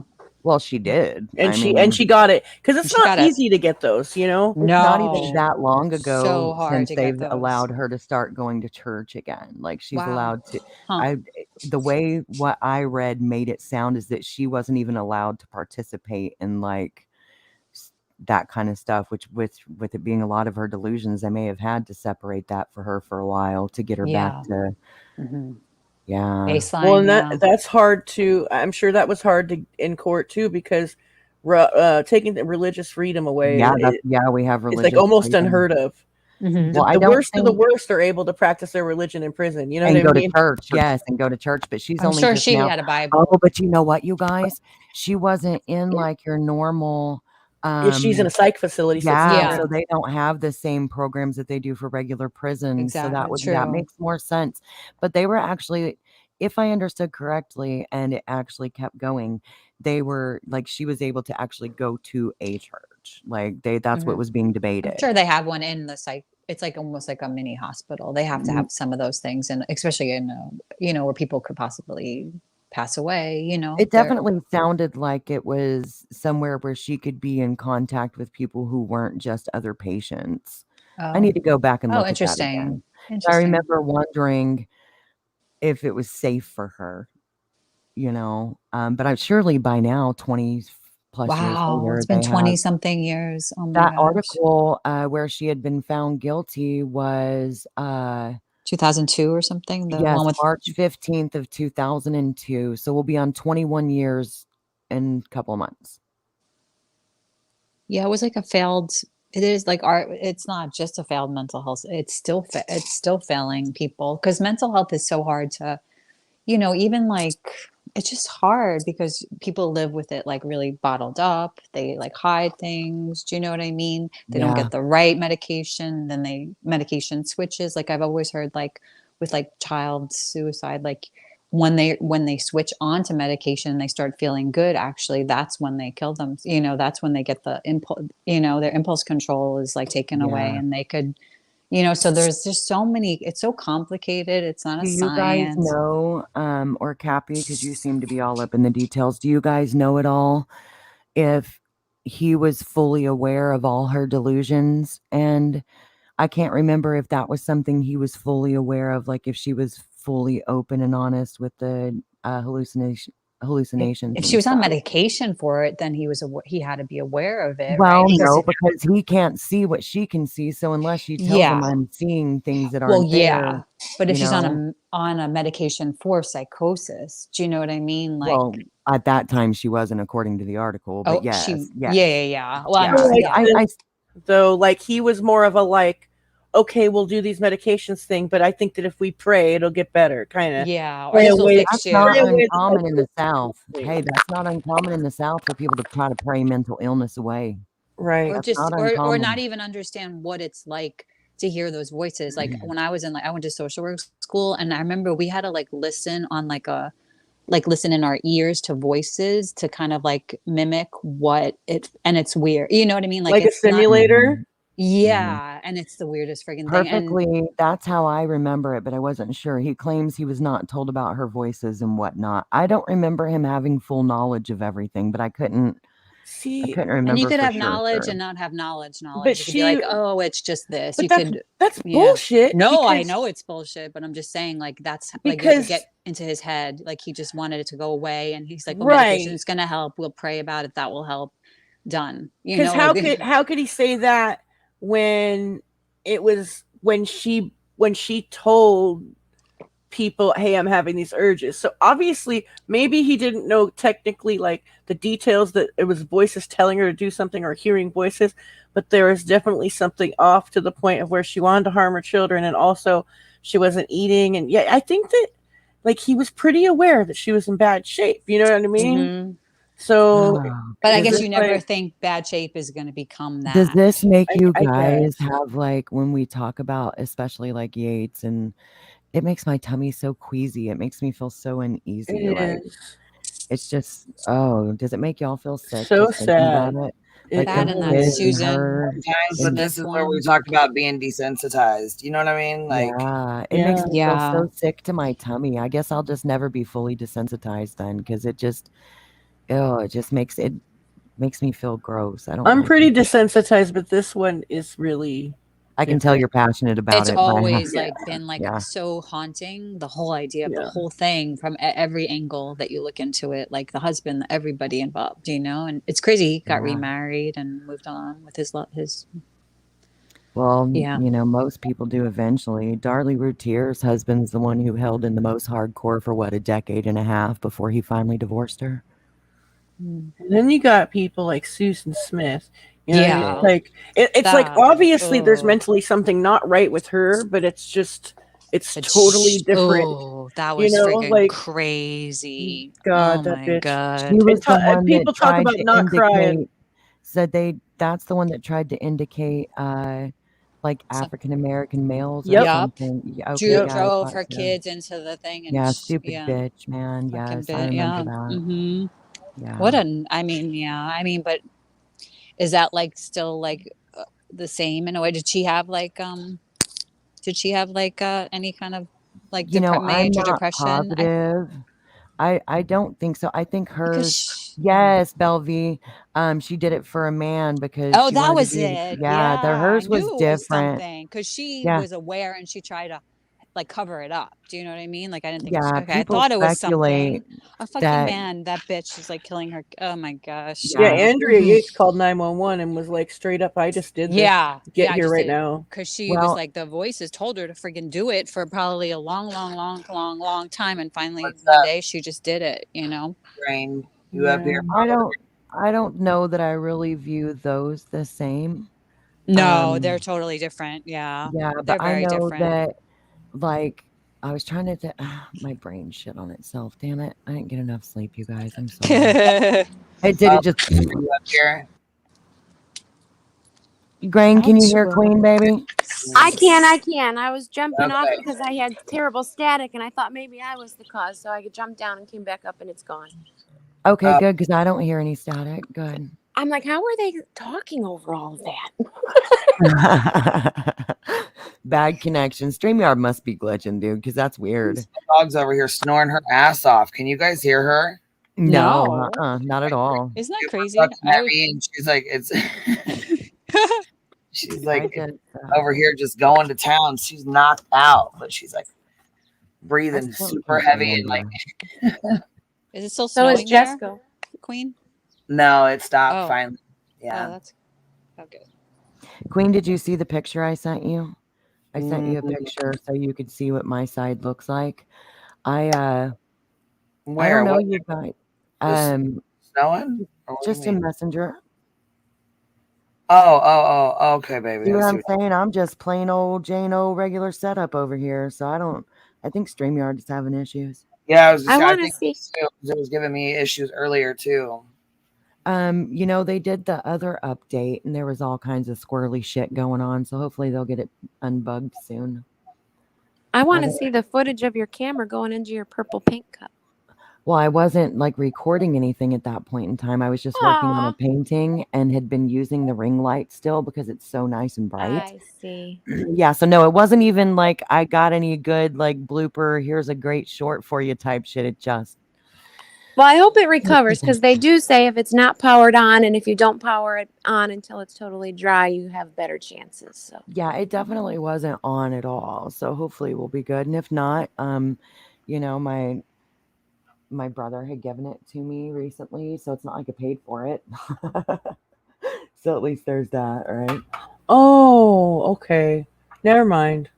What? I thought you meant like your brother that passed away gave it to you, and I was no, like, baby. I was like, why are these bitches laughing? That's not funny. No, baby. My brother that died this oh my month. God. What'll it be like in 4 days? It'll be like 18 years. They didn't have HD cameras then, bitch.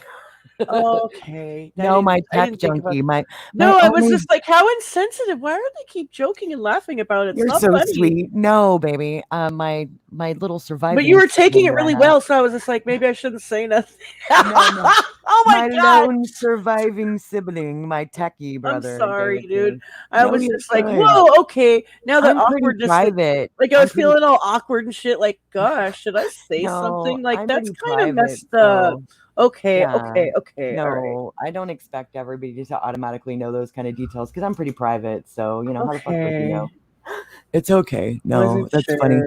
That's I so was funny. like, that's why when you said your camera, I was like, oh no, I'm sorry. No, Like, girl, he's okay, been all right. gone so long. One of the reasons that I have a recording of his voice is because people were still using fucking answering machines. Okay. Yeah, that's true. The 18 years. Okay, so that would make that makes 05. sense. Yeah, 05. So Yeah. So it is what We were it is. definitely using like Razor phones in 05. I had you remember those Nextel walkie-talkie phones? Yes. Oh my God. I think I had one of those right around the time that he killed himself. God, those were kind of short-lived. Those walkie-talkie phones. We had them for quite a bit, but I also came from a huge family of at the time roofers, and so when you got people in construction and stuff, those walkie-talkies are great. Right? They were great. So I remember being in like it was I went bright to yellow. Vegas, and like when they first came out, and like a couple of my friends had them in Vegas, and I was just like, oh dear Lord, like walkie-talkie talking in the middle of the casino and shit. Fuck, it was That's funny. so funny. Remember that It was mine was funny. bright yellow. I don't remember if they all. Yes, mine was all bright of the ones yellow. my friends had were bright yellow. I Yeah. don't think they came any other way, bitch. They probably didn't, or I would have chose purple or pink, or Right. black. I had a bright yellow Walkman. I remember, like, That's also. so funny. Oh yes. Y'all remember when One. Walkman made the CD ones, and it's like anti-skip, and it would still skip. Oh my like God. Oh yeah, It ruined all your the disc CDs. man. Yeah, The fucking disc man skipped all the time. It was the worst. It like ruined all your CDs. And I wasn't even a jogger. I was a walker, and it still like skipped all the time.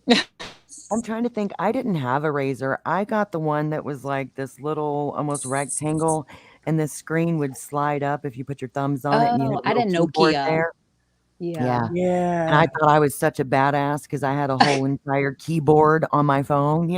Wow. I had a Nokia, and then I had I Yeah. didn't get a razor. I had a flip phone in like 0405. And then 2001 I think I got the Nokia, and I had the Nokia up until I got the flip phone in about 04, 05. And then I had a series of flip phones after that. And then I got the one with the full keyboard buttons with the little screen. Oh. I know what you're talking about though, that girl. That slid up. Like a I can't remember. BlackBerry? It's called a sidekick. It was called a fucking sidekick. Sidekick. There you go. Yes, That's what I sidekick. had. Was the I thought those sidekick. were pretty cool. I wanted one. I never got one, but Oh man, I thought I was fancy as fuck. My that was husband pretty fancy for My back husband then. at the time was a total prick. You were Remember you guys fancy. married real young and had kids real young, and he was a total prick. So to like make up for it, he'd always buy me the coolest gadgets. So Girl, I was fancy Even- as fuck back in the day when I had one of Yeah. them battery operated radios that you mounted to fucking your funny. handlebars of your bicycle. yes. Oh damn, yes. girl. Yes, you were. But I always had the latest electronics to make up for my prick of a husband. So don't be fooled by what you see out there, ladies. Exactly. The ladies with the most gadgets is married to a prick. Exactly. 8 times out of 10. Most of the time, probably. Like, shit. I think I got my second flip phone after my freaking husband went out drinking with his buddies one night. I'm not even kidding you. Like, funny. I'm not even kidding. You brought it home as a gift. Wiggy Wig said all you I've young gotten. and- I love that fool. I'm still with him. But yeah, I've gotten Yeah. some gifts of fucking guilt before. I know I have. Man, I had that Um, gray brick phone that you carried around in a big old bag. Yes, my my God. brother Like a had car one of phone? those. Yeah. No, it was like a briefcase phone Yeah. Remember car phones? Like, Yeah. that didn't get removed. Yes. Yes, Oh my like I never like gosh. talked on one ever, but I remember my friend of like a friend of a friend had bought like an antique Rolls Royce, and there was a like hardwired quote unquote like freaking car phone in there. Like, how would that even work? I don't even know how they worked those things back then. Girl, I was Satellite driving around in or my something? Cadillac I guess. Eldorado with that bag phone like I was cool as shit. Girl, me Yeah. too. I would go to jobs. My dad at the time was building houses and stuff, and I would go to the jobs with him so I could avoid doing chores with my bitch of a mother. She drove me nuts on Saturdays. Nag, nag, nag. So I'd go with my dad and I'd lay in the back of his truck and talk on that son of a bitch, and he'd get so irritated with me. I just pictured you in the back of a truck, like with your ankle up on your knee, like kind of on your back with your hands behind your head, like Dude, that's almost classic exactly how kickback. that shit went. Yes, Yes. dude, I loved it. Those were some of the greatest times. Like, going oh to my work. God, I can't believe that bitch. Like, Yup. totally getting your gossip on. Oh yes, girl. Yes, I thought I was so cool with that clunky dunky thing, man. He had to think of people. I'm gonna call somebody right now. Who am I gonna call? But that's also back when you knew everybody's phone numbers by heart, bitch, and their pager number, Yes. right? So Yeah. I was just thinking about that. I had a I did pager too. from like 90. Let's see. I think I got my first one in 95, and I think I had That's a right about when I got mine. pager from 95 to about 2000, 2001 when I got my first Nokia. So I had a page for a long time. Somebody in chat said if we remembered WYSIWYG, if we remember what an 8-track was whenever I was a little kid, and I mean a little kid, we used to listen to Alvin and the Chipmunk Christmas music off of an 8-track. Hell And yeah. I fucking loved it. Freaking Donna Summer. Yeah, Dude, Grease Donna and the Summer. Bee Gees. My Yes. mom loved Donna Summer, dude. And Leaf Garrett. There was a My mom dude used to get all who- like drunk on wine with her homegirls, and they'd like spread the records out and like play the records. I remember my grandpa's motorhome had an 8-track in it though.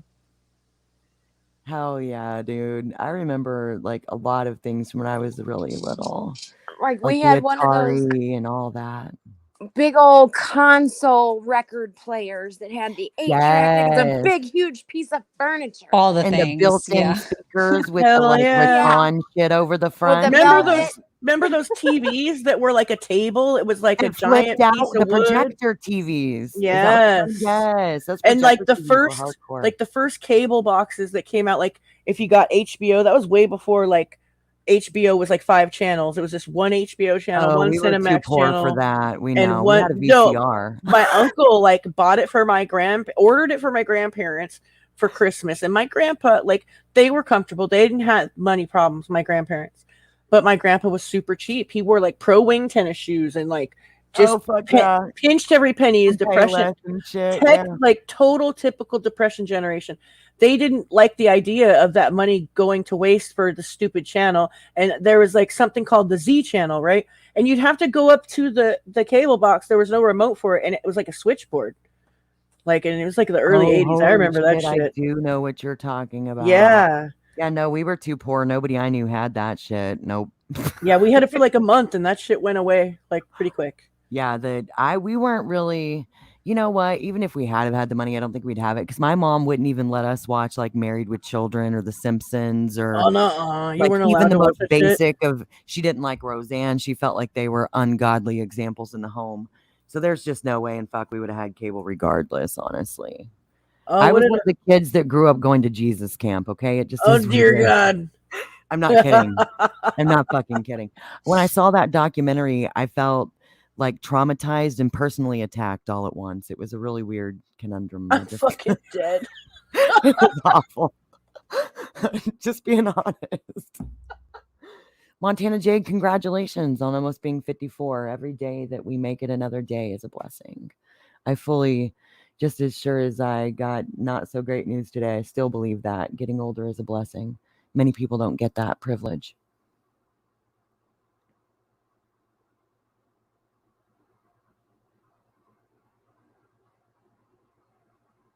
Zoom. Come on in, Zoom, like that one, because my kids watch that. The show Zoom. I don't remember that. I don't know, but does anybody remember the Z channel? Channel Z? I don't, but you know, I was really restricted in that area. Like my grandparents called it the movie channel. Like there was no, hey, we have HBO package. No, it was the movie channel. That's funny.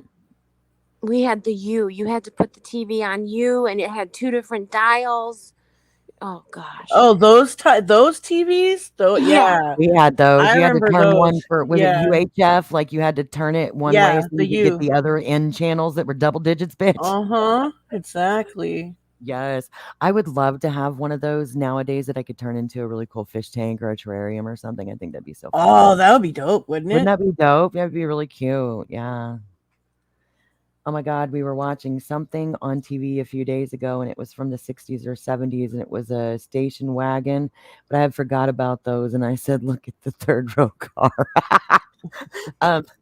When we were kids, like you didn't have to have car seats and stuff. Like it wasn't by law. And they would literally, like my mother remembers laying out a blanket and laying my brothers down back there as infants. And I was like, so they were just back there rolling around. She was like, well, we drove careful, but yeah. Rolling around, literally. You didn't have to have seatbelts. Like I remember when seatbelts became a law in the state of California, it was, I think, 1990 or 91. But like when I was really little, right? I remember that I had a car seat, but it was in the house.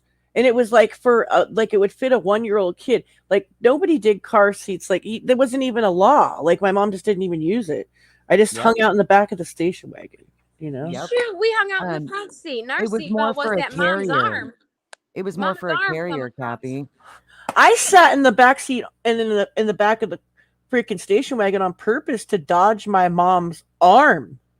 Like to dodge her hand coming at me because I would be pulling some shit in the car, man. My mom would get mad. And she pulled my we were just talking about this the other day. She pulled me over on Main Street and had my hand in my ass to me when I was little one time. It was funny. Yeah, times are different now, obviously, you know. I just think it's funny that my little 92-pound soaking wet mother thought she was going to stop me from flying out a windshield with that scrawny arm coming over. Oh, the arm. You meant the seatbelt arm. I was talking about the ass beating arm. Yeah, no, the seatbelt arm, bitch. Remember that? Yes. Oh, yeah. I remember I'd sit on my dad's lap and drive his truck for him, too. It was so fun. Girl, we used to ride in the back of the trucks and do hell yeah, shit, and you know, it's just crazy. I remember when that was outlawed too. Were you 2 when you were driving your dad's truck? Yes, I was like probably between the ages of 3 and 5. He would like sit me up on his freaking lap, and I would like be steering, and he'd like, you know, it was so fun. Mm-hmm. Oh, but I remember when they outlawed riding in the back of the truck. My first boyfriend had a truck, and I think it was like 92 or something like that. But after that, we just lay flat. Like that is so dangerous and so bad. We used to ride. We had one of the campers that sits on the back of your pickup truck, like in the bed and over the top cab. And me and my sister used to ride all the way to Canada from Illinois in the top of that, right over the hood of the truck. Oh, the loft that window and watch where we're going and sleep, and we would have rocketed right out of that motherfucker. Oh my god. Yeah, I've taken many road trips in the loft of a RV or a camper like that. Many. Girl, I can remember one time on a very short move. It was like when U-Hauls first came out with that attic space in the back of the truck, the granny's attic space, you know, that little loft area. And they actually let us ride in the back of that motherfucker up in that loft. That's what I'm talking about. Exactly. And That's what I'm before talking we would about. go through customs, he would pull over and we would this didn't have an extended cab or anything. It would be the 4 of us all in the front seat going through customs. See, no, we were just in the back of a U-Haul and it was just from the town we were in to the next one. But I would never let my children do that. I'm not even dissing my parents because we begged and freaked out and they probably just wanted us to shut up. And my dad drove really carefully. Nothing happened. But oh my God, like you could go to jail for child endangerment if you did that now, you know? Oh my God, yeah. You know, there's just so much difference. There is this YouTuber, she had a small channel. I knew her from the recovery community and she was really sweet, really cool. But she would always take her toddler out of the seat and like be having him on his lap while they're driving. And I'm just like, no. I'm like, okay, 30 years ago, girl, I would have been totally with you, but like, we can't be doing that shit. Yeah, we kind of understand how the laws of physics works now, and I sure would hate for your baby to be decapitated. Can we put her back in the seat? God. You know, like, damn. And my parents knew back then because they would school us. We would get a lecture that if we got pulled over for any reason and we were up in the back in there, you hold still and you're quiet. Yeah. I remember, like, I don't know if it's still a law, but in the state of California, you can drink in the back of an RV. You can have open containers in the back of an RV while it's in motion. Back in the 80s, you could at least. I don't know about now, but Gosh, I don't know about that now. seems like so crazy to me that would ever be a law that you could do that. And I remember in the 90s, like, remember I told you about that trip I went on with my friends The as Vegas a kid? trip? No, the Colorado River trip where the cop crashed the boat and totally was about to get away with it. The whole, like, we had done a series of camping trips that summer, and since we could have open containers in the back, he'd have us cracking beers and bringing them up to him in the front. Like, Jesus Christ. It was so bad. And he's LAPD. I'm going to say, based on that information and the millions of other people that probably did it, I bet it's not legal anymore. I don't know. I got to look this up now. Hold on. I don't know, though. People in the plane can drink as long as it's not the pilot. So who knows?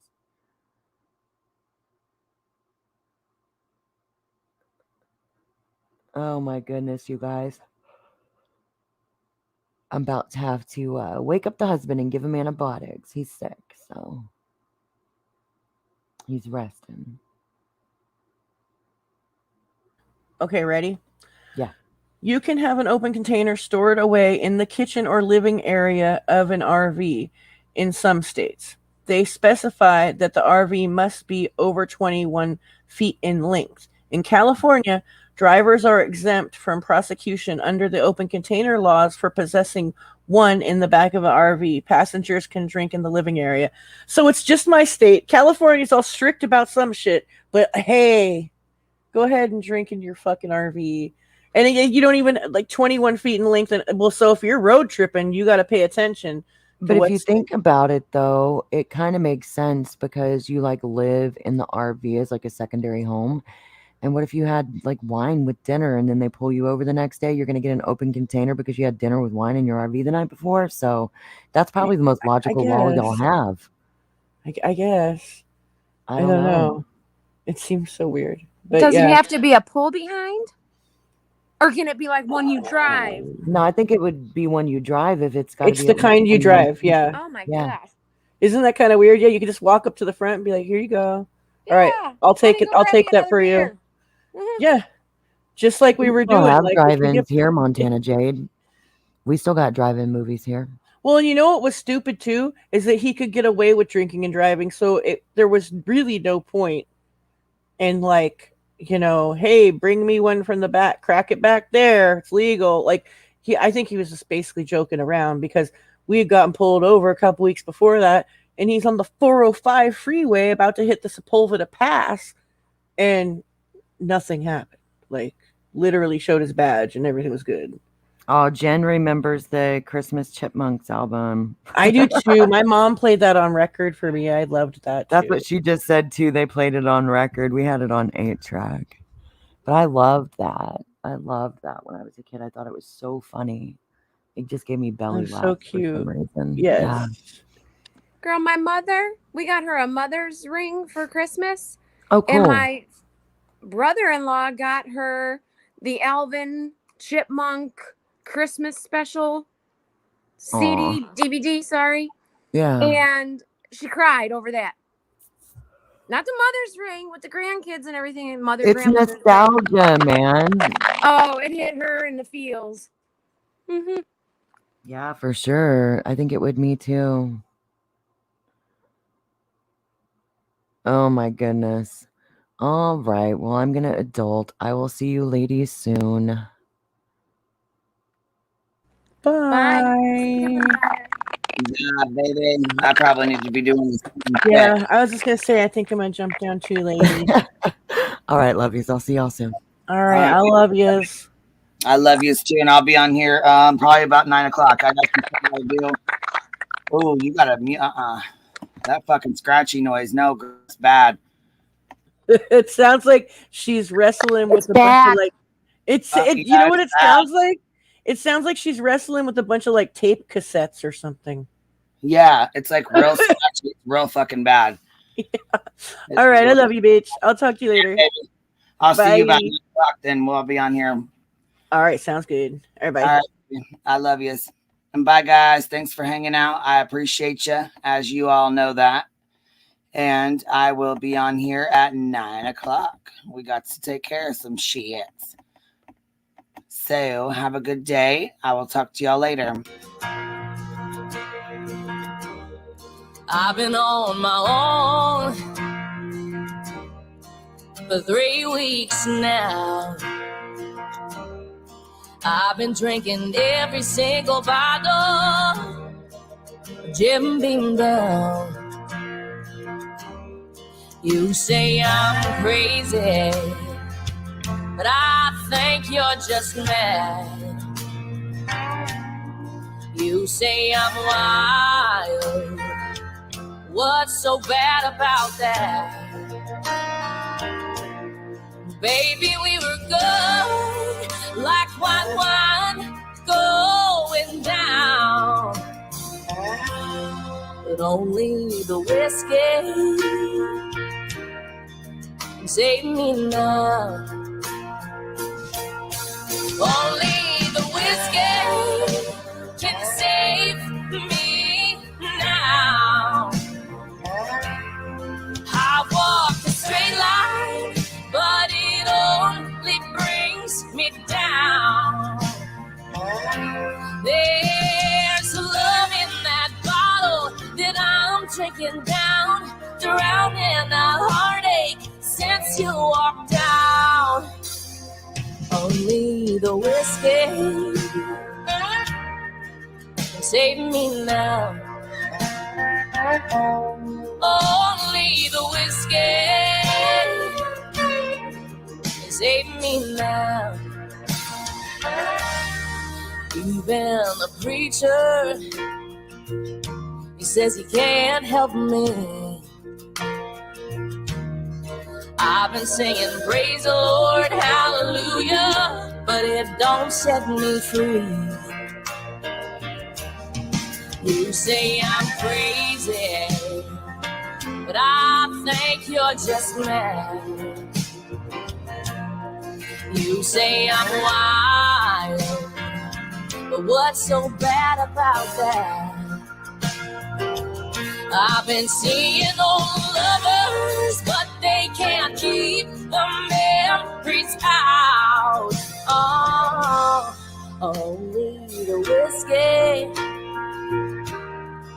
can save me now. Only the whiskey can save me now. Only the whiskey can save me now. Oh, I walk a straight line, but it only brings me down. There's love in that bottle that I'm drinking down, drowning a heartache since you walked out. Only the whiskey can save me now. Only the whiskey can save me now.